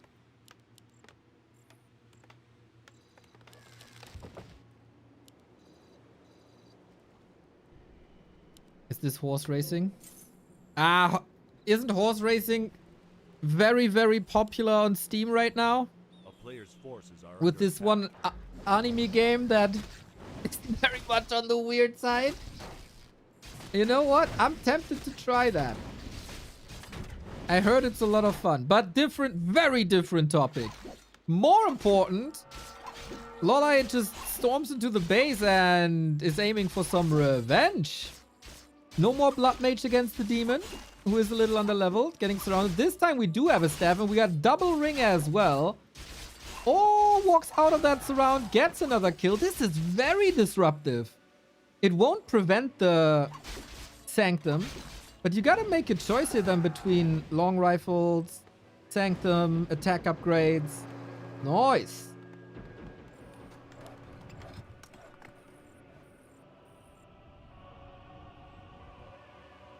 I would have said that horse racing game sparks a bigger reaction with all you gooners out there. But hey, maybe you're not as degenerate as I thought. Which is kind of good. I'm not sure. What is good was this arrest, Starbuck Omega Lumberstarve.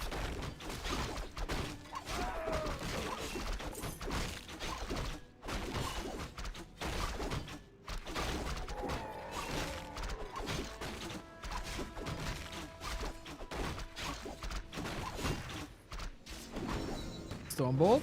Oh, he's just waiting for it. Locked and loaded. So far, it's only archers. LawLiet, pretty famous for his tier Player's 3 forces are under attack. mass archer build with ideally triple open mountain giants.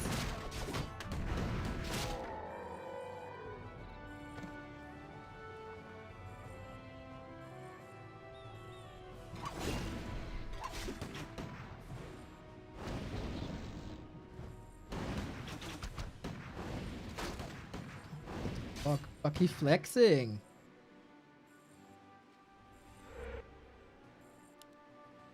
Yeah, for that to work. Okay, we go Dryads now. Oh, change of plans, maybe.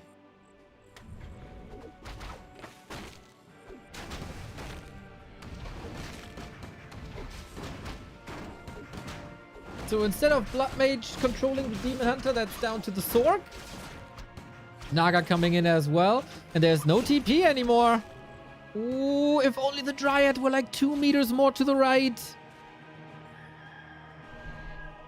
But that way the old man lives. Okay, Demon Hunter level 3. Quite a nice back and forth so far. No immolation usage anymore. Saving that Moon Juice. Rifles falling. Dryads keep their distance from rifles for a long time. I like that. Starbuck, Invo Potion. Uh-oh, do we have a hammer? Not anymore. Living dangerously here. Demon Hunter slow control. Sorceress down.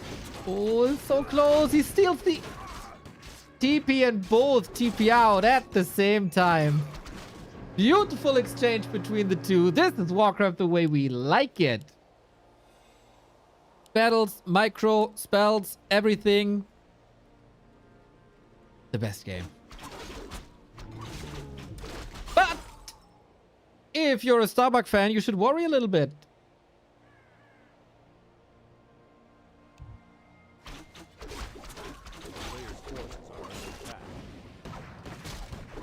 Because there's no real second layer to this rifle push. Maybe if you want to add like breakers, more Sorks, we need a strong Mountain King. Is Bucky willing to clap some cheeks here? Some bear cheeks. That's why one base is better. Remo and his crazy thoughts on expansions. Why can't we have both? Why can't we have different strategies in a real-time strategy game? I think being focused on one of these things is very stubborn.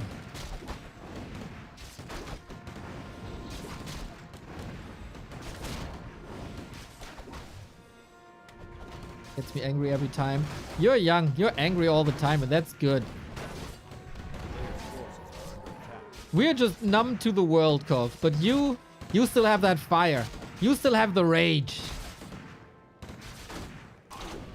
I like it. Let it out. I remember when I was your age. I was also very angry.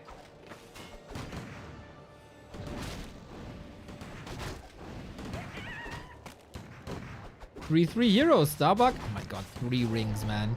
Demon Hunter so tanky. Once again, the Omega raid boss.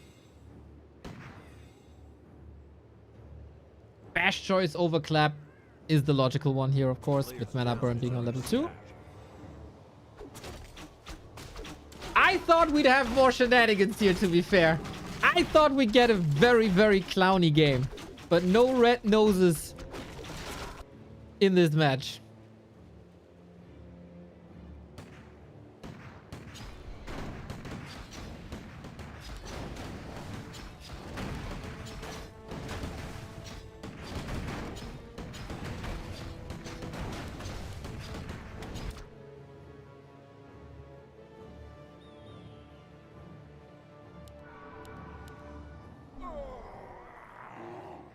Scroll of the Beast. Dangerous. Would love to see Wisps flanking from behind. That's a tool LawLiet usually is known to using.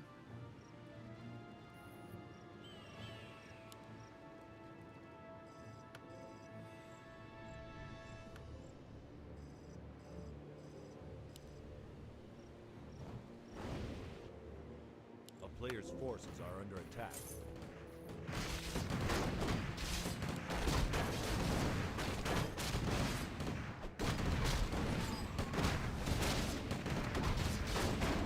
Invis Demon Hunter. Okay, cool. Cool play. He's definitely gunning for these casters, but is that really the position he wants to be in? Roar used. Alrighty. That's going to be quite some damage while Starbuck is trying to retreat. Stutter step necessary is one of his big strengths for sure.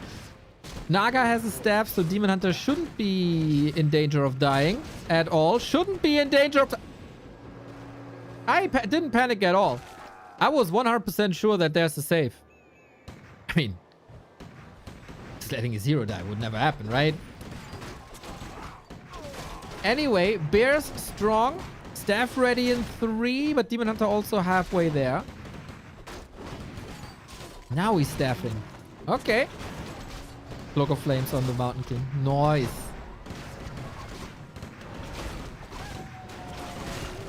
Mountain King gotta be careful.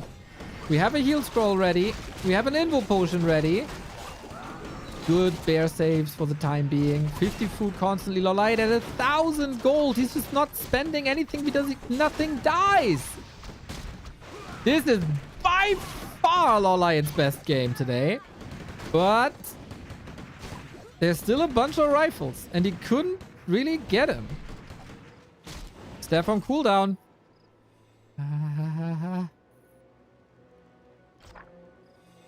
LawLiet with the big kill on the Reaver.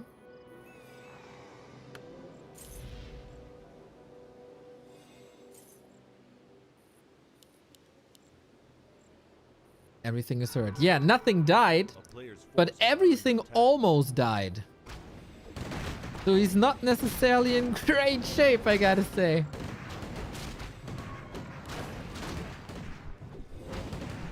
Did the priest model get updated? We use a community mod called Kenshin, which updates every model.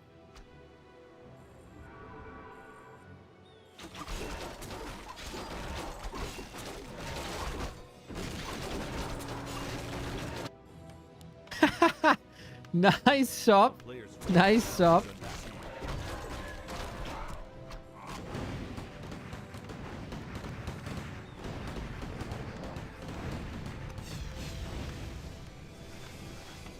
This is like the first Starbuck or McDonald's in Dubai. Fascinating at first, but you get used to it really, really, really quickly.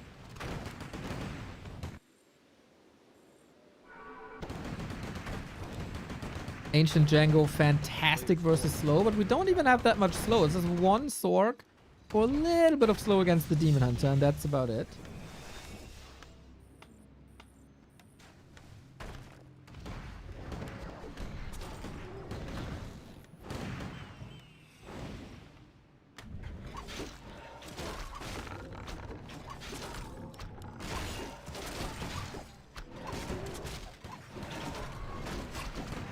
And here we go. Supply lead for the elf. Both are breaking upkeep. Once again, we tried to kite a little bit with the help of the shop. We should see more storm bolts, and that's a danger for LawLiet. Heal potion as well. Reju on top. We don't have much dispel, and that means the Reju goes through. The priests need to work overtime or any sort of heal potion, but he used that one before. LawLiet marching forward with the bears. He's marching a lot, but not doing too much damage, but it is necessary as Starbuck takes the L. A very surprising one. Only the second of the day to LawLiet, who has been quite underwhelmed the entire day. But, you know, maybe his ego was scratched a little bit from the games before. By a landslide, LawLiet's best match today. Not even close. Precise, sharp, hero saved, good items, nice decision making, when to break and how to break and with what to break. Army composition. I think the original plan was not Dryad Bears, to be fair. We had a lot of archers and maybe too many archers for that, but the adjustment made, fights controlled well. And with that, LawLiet on match points.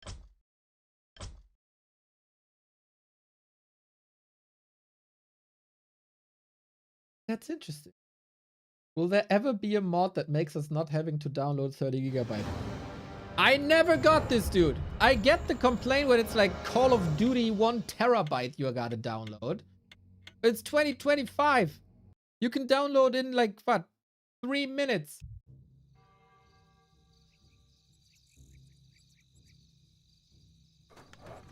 I don't understand this.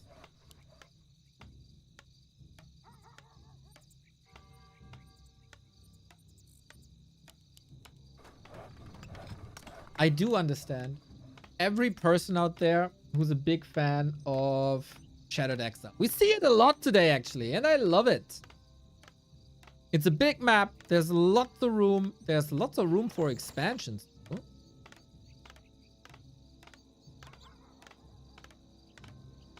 Here we go. With the German internet. Dude, German internet is one of the worst, and I still don't complain about it.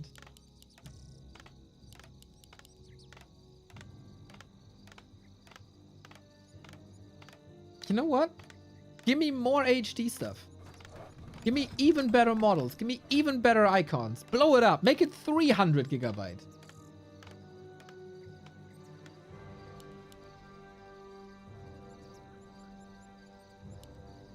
Demon Hunter Mountain King. Let's go, Dwarfy. Did we not see a single griffin today?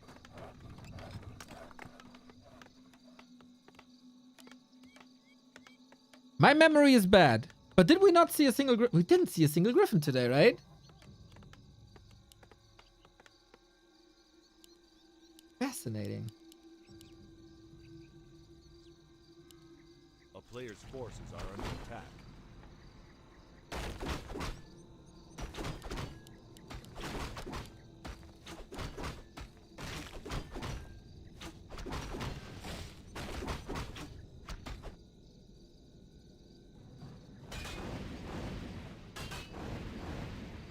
Oh, the whisk block against the footy pull. Oh, sweet, sweet, sweet, sweet, sweet. Little bit of finesse on top. So Instant Expo, this could be one of these insane macro games that I love to see on Shattered Exile. I do like myself a little bit of one base rifle push as well, but we're missing out on these 80, 100 supply, level 555 big battle.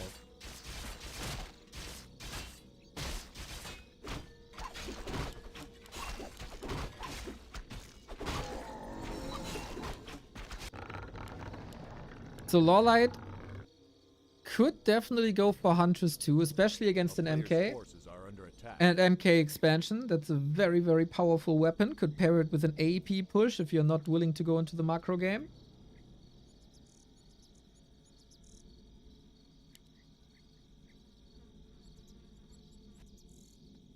Starbuck is okay. Good to see a variety of styles. A town is under siege.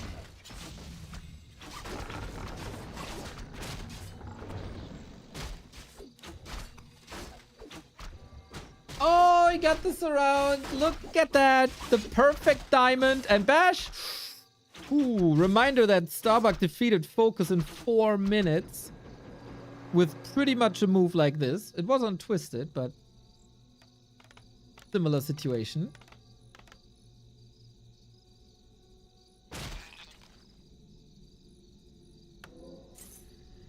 Boots would be awesome. Staff would be awesome. Demon Hunter is lacking a lot of health, man. Makes the game really problematic. Sweet Dispel to burn mana on the Mountain King, otherwise Stormbolt is always a threat.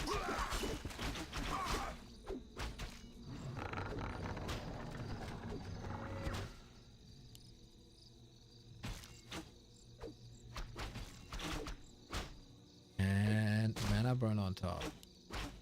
But Expo's running, uncontested. Hunch Hall is late. And hidden. A player's forces are under attack. Well, it's actually not that late. No, it's actually on time. Okay, it was a misleading progress bar. But yeah, no wisps on the map again. Very rare to see that today.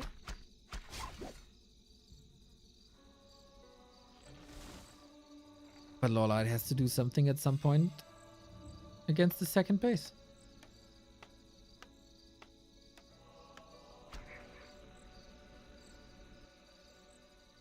A player's forces are under attack.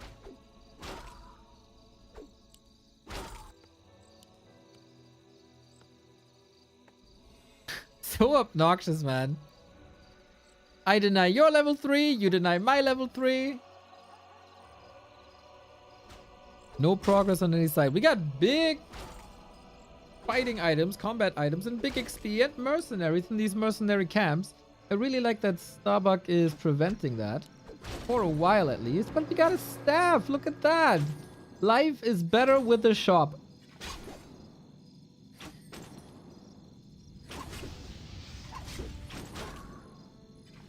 And now the Demon Hunter is healthy again. And now we have mana to use again. And now we get some kills in. So, where's the second assassin? Am I blind? Second one is missing somewhere, right? Ah, there it is. Okay, classic Shattered Exile double assassin push.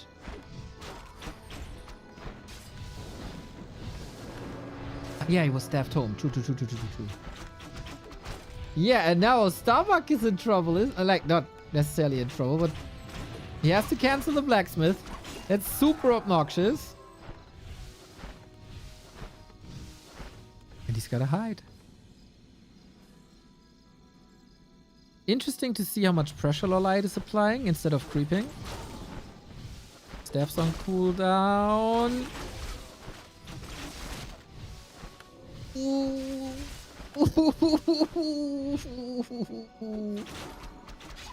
That could have easily been another Demon Hunter kill.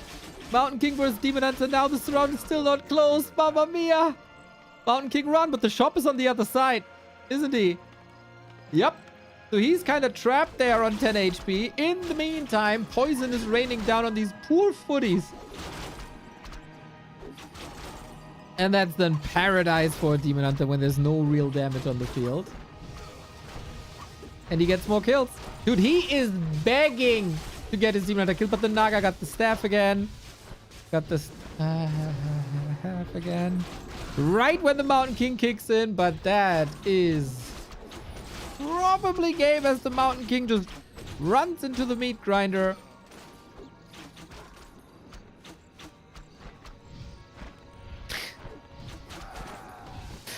Bit of a wacky game, but the assassins, man, the assassins did a good job here. But yeah, what are you supposed to do with that Mountain King? Like, you could park it in the base for all eternity. Or move it up.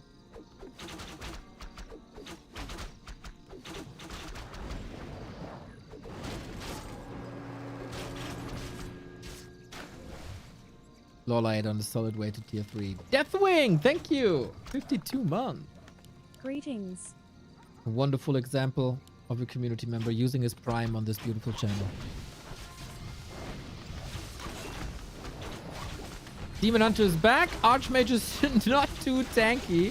Footman is blocking for him. Good people, good people. Yeah, it's Water Elementals, which will be dispelled very, very quickly. Even though, what's this Archmage doing? He wants a drink! But it was on cooldown. Drink responsibly. We get sappers. Kaboom! That shop was goddamn annoying, so get rid of it.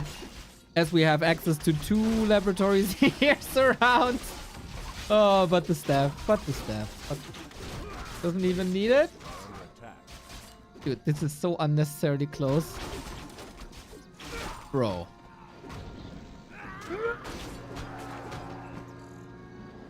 Why?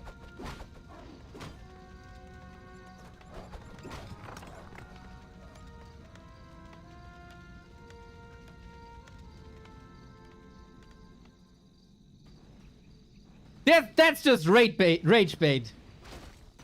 That's just rage bait by the Night Elves, and especially LawLiet at this point.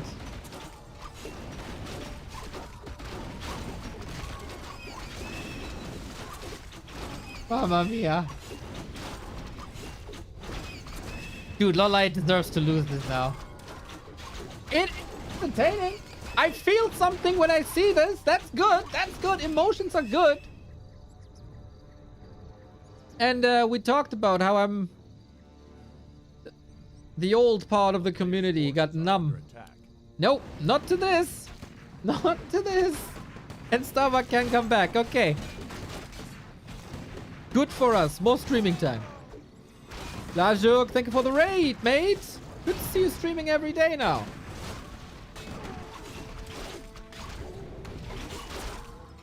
One of Europe's finest orcs. Follow that man. And all of a sudden, Starbuck is in a winnable position. He got a huge supply lead. He's catching up with the levels, which are still a bit of a problem. Under attack.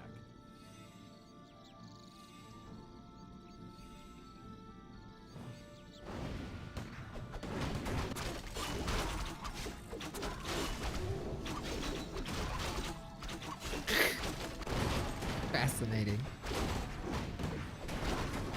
Fascinating. Counter Expo up.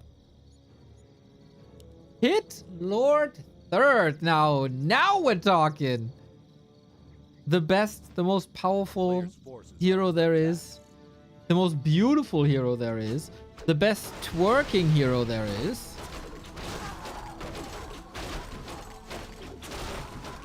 With cleave against breakers. I really, really like this. Time to rotate out archers, maybe even assassins.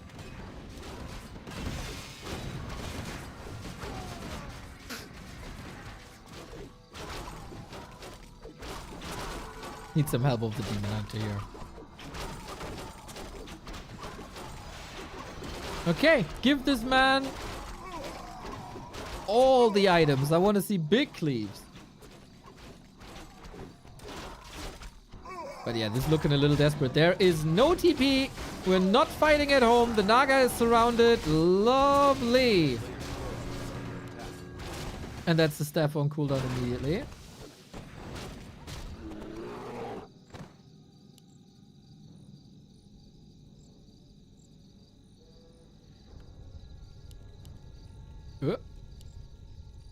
Did tree creep this? Or was there a sapper already that I missed? Well, whatever it was, this thing's toast. And LawLiet's win conditions are quickly disappearing. Oh boy, oh boy, oh boy, what a game. 3 heal scrolls, 3 heroes, 70 food, push, push, push.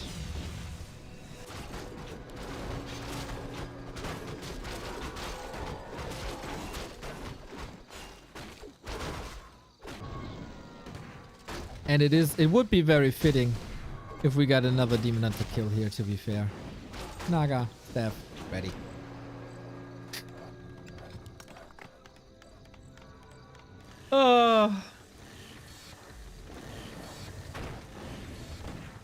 How to stop this push now exactly? You got 3 bears and 3 heroes. This needs some exquisite fighting, which is a bit of a problem because the rest of the army is in the middle of the base. It's super hurt. LawLiet is supply blocked, so anything he loses, he can't build back. And this timing is working out really, really well.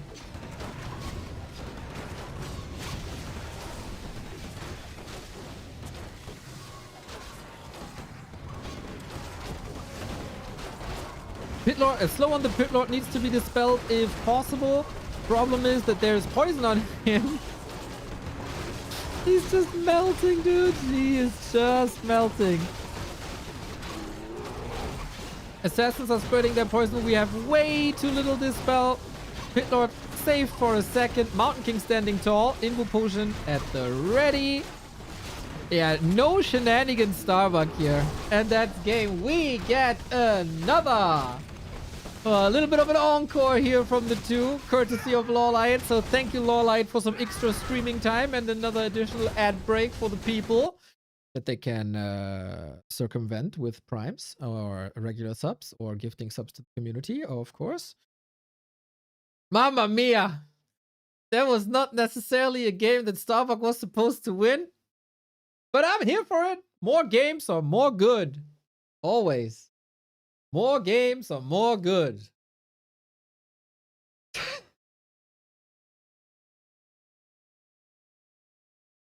but it is ridiculous that it keeps on happening.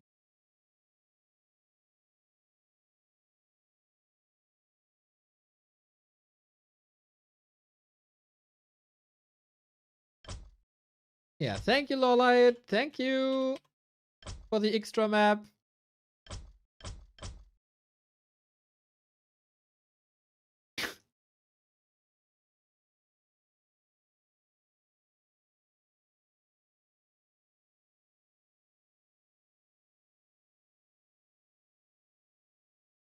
Mr. Say So, big pleasure to have you. If you could let me know when you have a date for the match against Jens, I am very interested in seeing that.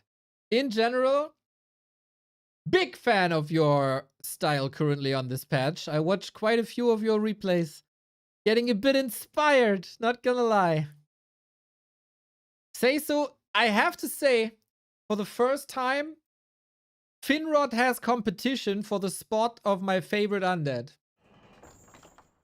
Say So is conquering that that ladder.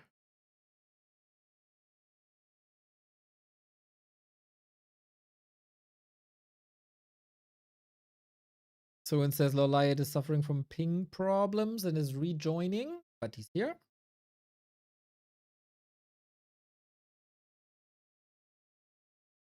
Go. Ready? Go. Okay, decider. Will Starbuck go 3-0? Oh, I didn't put the result. LawLiet. One last round. One last map.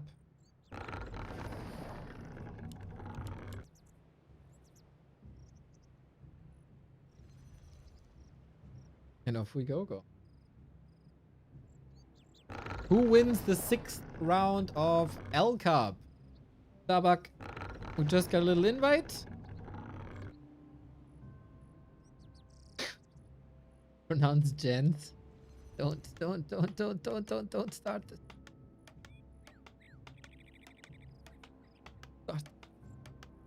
Again, no tavern heroes. Not a single Dark Ranger here.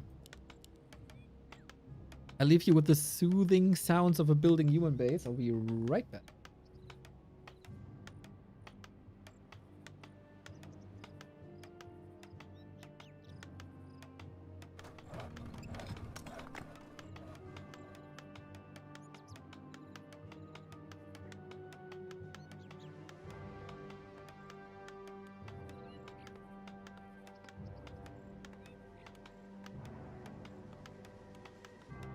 It is a beautiful sound.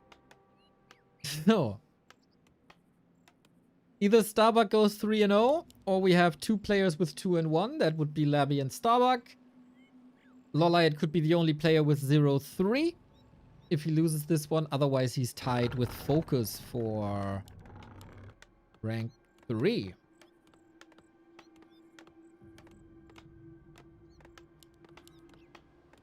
Mountain King again. Keeper! Oh yes, please! Give me the Keeper, give me the Mountain Giants, give me the triple orb. You know, the Keeper has a lot of haters. They say he's weak, unusable, garbage. I don't know what you're seeing, but I see a lot of surprisingly effective Keeper play recently.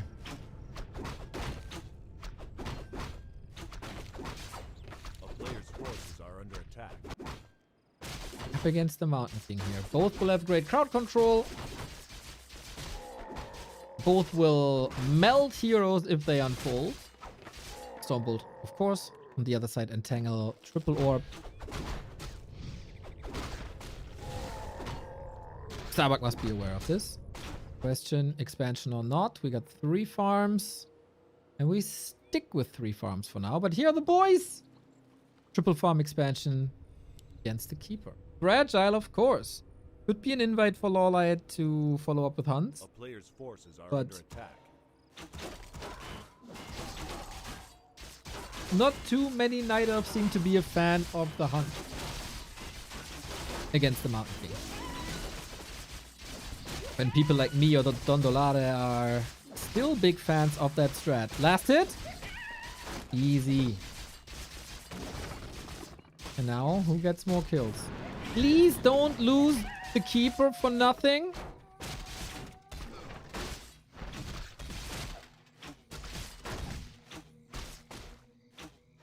Try to stay in as long as possible to get another kill. That is still 5 workers here. That is pretty much perfect. And not respecting Stormbolt surrounds. Not respecting Stormbolt surrounds. He tried to counter surround, yep, but that didn't work. And now Starbuck can take a bath at the fountain, full HP, march across, and be obnoxious. But on the other side, we got a counter expect. Starbuck reading this.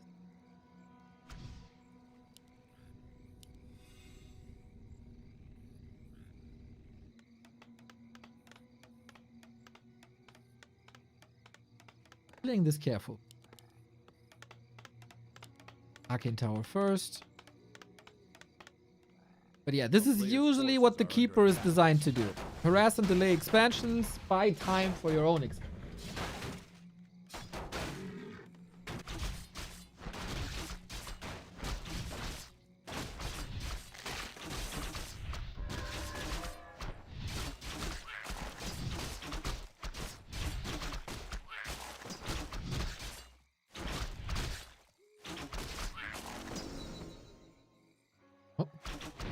There's enough space? Okay.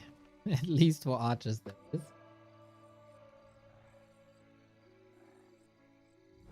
And Starbuck is on the opposite map of, side of the map of where he wants to be. He got level 3 at least. He got dust against hiding archers. And we should then see more archers soon if he wants to go that mountain giant style. Very fun.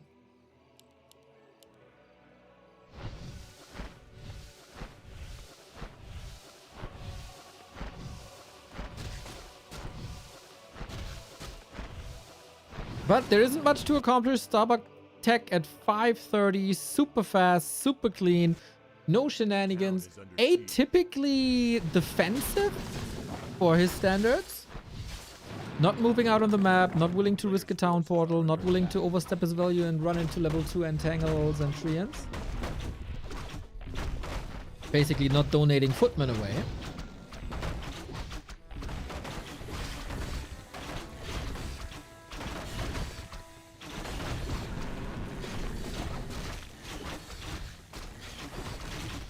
Stops at 4 archers. Creep tag incoming, and there's no TP. Might be time for a Zeppelin here though. Or the Keeper is dead. That's pretty much the choice here. Heal potion last second. This round I don't think is open. Oh, readjusted. Little too late. Demon Hunter comes in, might and has to burn the rest of the mana. There's another one though. He wants his Keeper gone for good. The Shredder is doing a magnificent job. It's so close, man. A Bash could decide this. Hiding behind the Shredder is Noise. We do have an Entangle very, very soon. Trying to block. Opens it up again. Bash! Oh my god. Both will die. No, Starbuck still has the TP, of course. And the Keeper falls. Another first hero kill against LawLiet.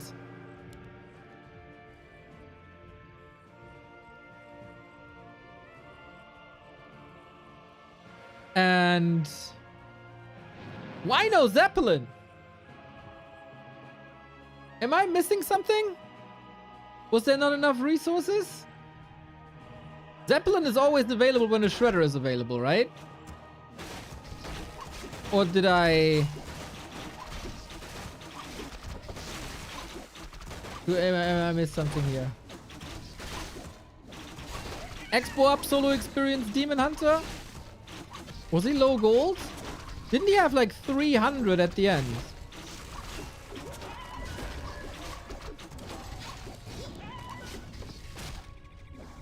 Well, Starbuck in prime position. Gets available in daytime. Ah. So if you get the Shredder with the Zeppelin, you wait for the Zeppelin to be available and... Okay.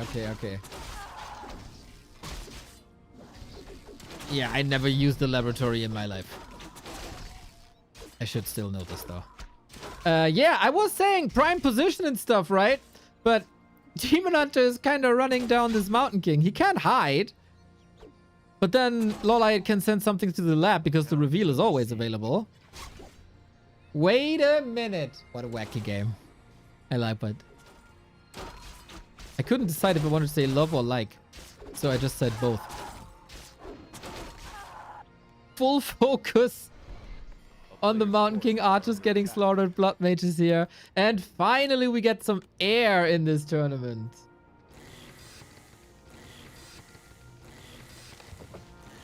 Okay. Good to be educated by you.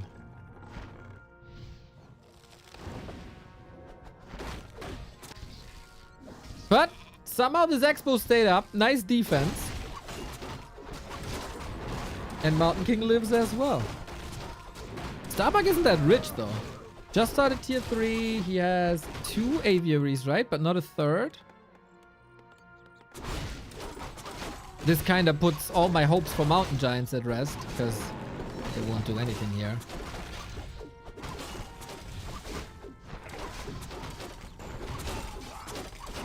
Yeah, and that's a bit of a... Oh, Mountain King. TP again. He wants that bear. He really wants that bear. How do you deal with mass air now? So funny if this creep kills the Expo.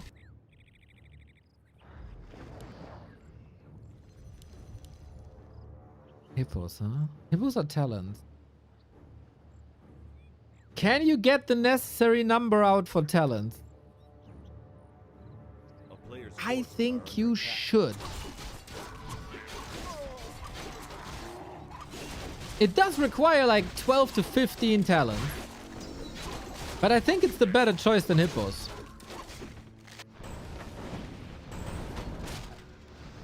If you have the time.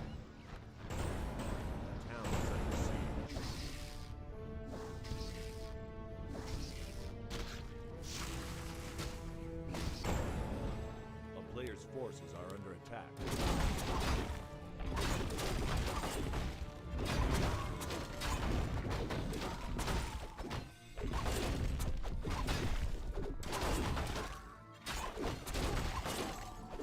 I have to add Jens, the VIP list, of course. Long overdue. Long overdue. And it is talents. Great minds think alike. No third hero just yet. Could be a Dark Ranger. Could very well be a Tinker.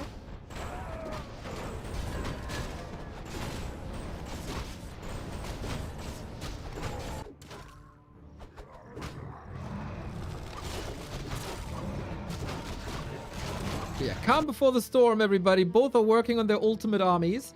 If you expect talents to come in, the Omega hard counter is Gyros. Dragonhawks, Griffins, Gyros. I don't think there's any army that... any air army that this can't beat. But then a Tinker would still be good. Need some rocket levels though. And it's hard to get levels now as the map is so empty.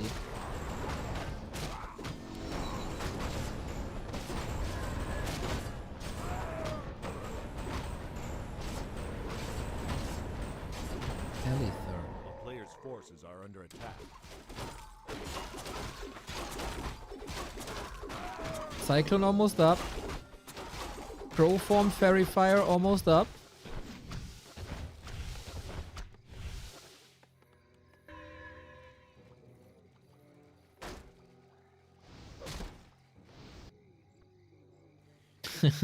No more lames, huh?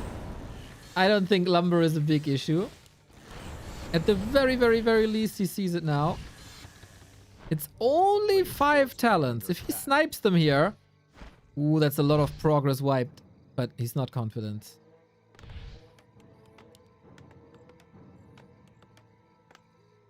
Lol, banish bolt. Yeah, that keeper might die. But... it's 7 talents already. It's gonna be 10. Then he needs like 1 or 2 more rounds of production. And with talents, that's super quick. And I don't know if Starbuck can get the necessary gyro numbers up because he has only 1 workshop, right? And flag cannons occupy that workshop for a while. No chance for LawLiet. I don't know, man. I think he's hitting a pretty lovely timing soon.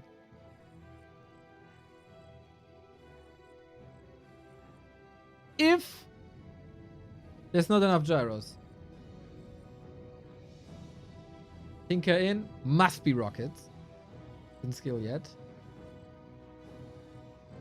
Still waiting for hippos. That takes some time. Grumpy Dennis, thank you for the 49. Why so grumpy, man? It's weekend. 2 workshops?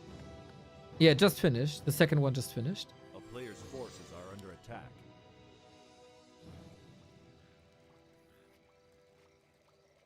Okay, ideally, you wait for the hippos. So much damage. We can snipe more gyros. That'd be fantastic. Whip. Behind! One volley is 600 damage.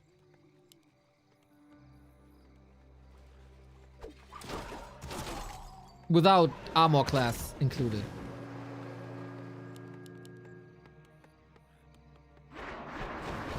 Rip. People underestimate crows. It's so good.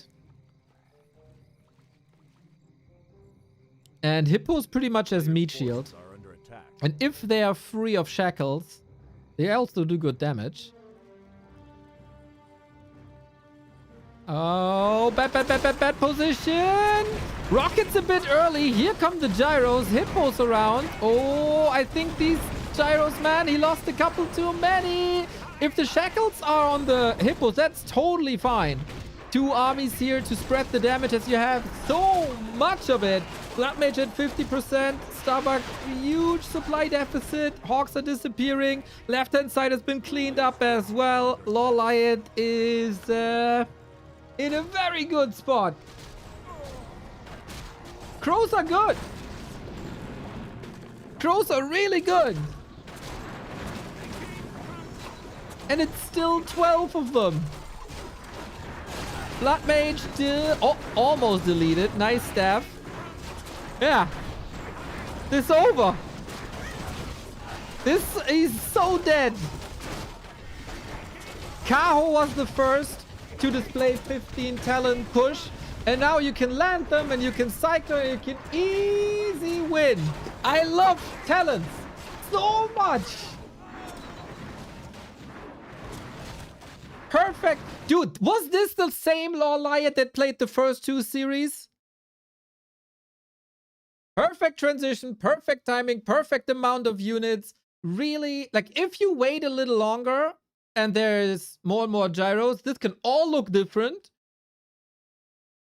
But he didn't give him the time. He was sharking around nicely around the production facilities and he sniped 1 gyro, 2 gyro, 3 gyros. Then at some point you feel forced into this engagement. But then it's too late. And then it's too late. Talents, man. Talents make everything better.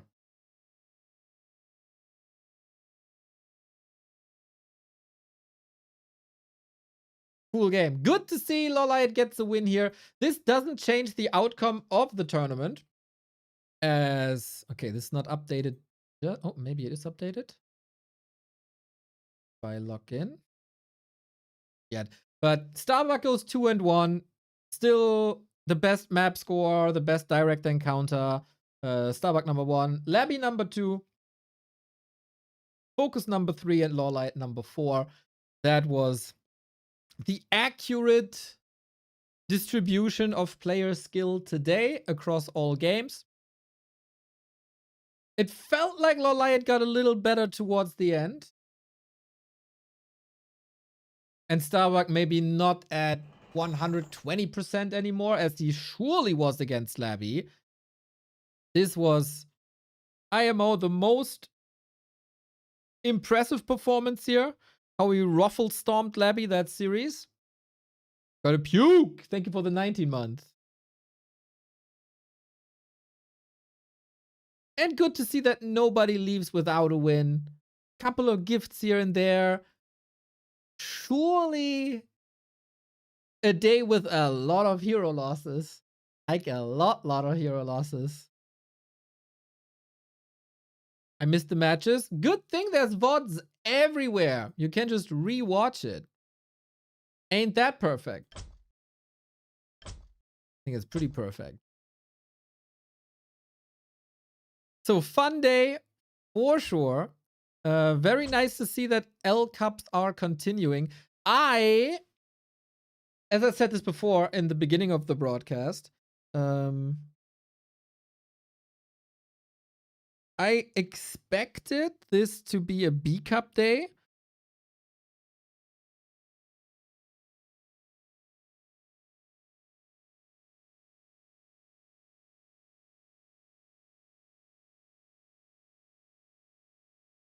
And the admin just responded.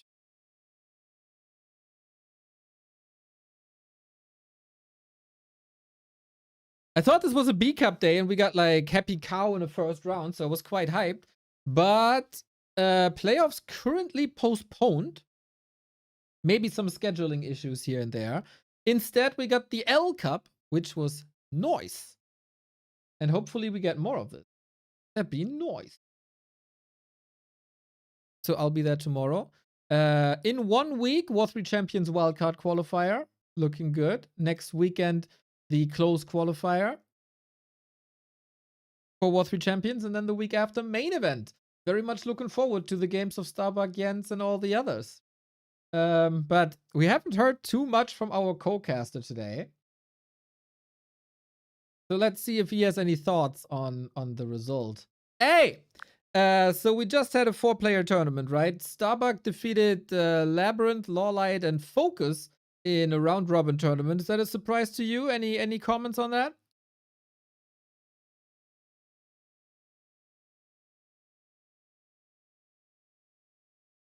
No? Hello? Oh, Oh. I'm here. Oh, good.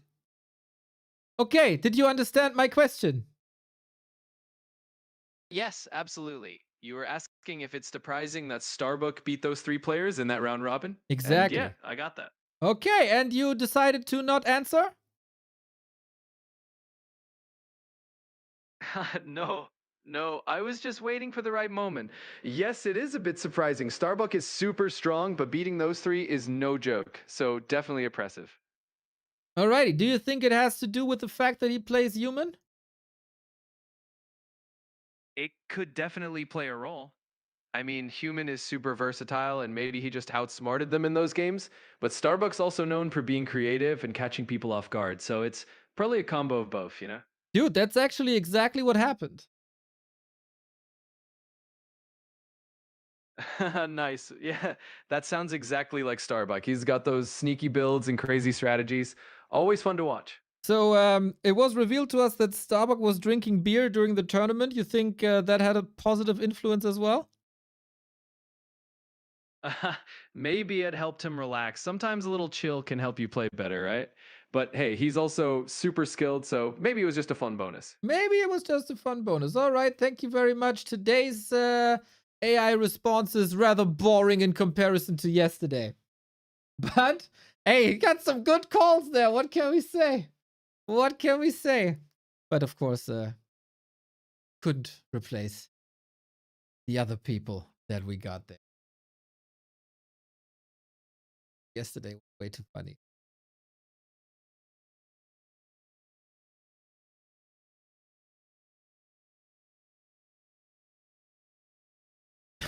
Starbuck gets the great taste in music.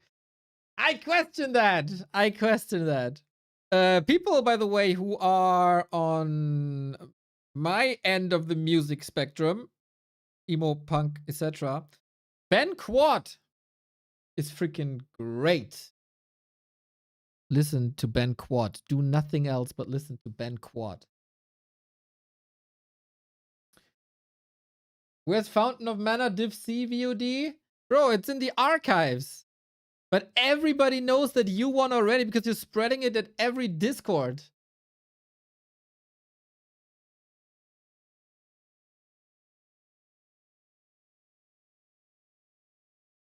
which I told you to do. So don't stop. Also, make sure to mention that you won not only Fountain of Mana Division C, but also NASL, NASF. Archives already? I mean, the archives, the accessible archives. Like the live stream archives. I gotta say, we did the Fountain of Mana semifinal between Qbert and Poncho, and while that was fun, your grand final versus Peten was a lot more fun. It was hilarious. Gotta watch that. Ina's big win in Fountain of Mana League. Hopefully, we get more Fountain of Mana League this weekend. Jens and Seiso are supposed to play at some point. I'll try to catch it live. Might be weird with the time zones, but there's replays, thankfully, right? So that's a match I'm surely interested in. Tomorrow might be another L Cup. We don't really know about that just yet. Looking if we got any other games running at the moment, but I don't think so. It was a very nice stream so far.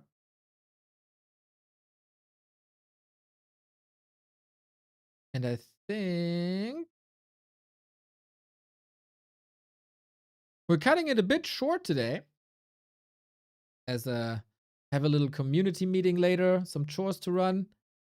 I'm gonna be playing Counter-Strike for the first time in 20 years today, boys. I'm a bit excited. I gotta do my config and get ready for this. Very fun stream. Shout out to Highlight Steve for the predictions and probably some clips as well. And shout out to everybody who contributed. Shout out to everybody who liked what we do here. Back to warcraft.com/support for all the ways to support us. Check out the Warcraft gyms and communities around the Discords. And participate. I'm gonna raid you over to Witty, who's playing one-on-one in Customs. And then we see each other tomorrow, everybody. Take care. Bye-bye.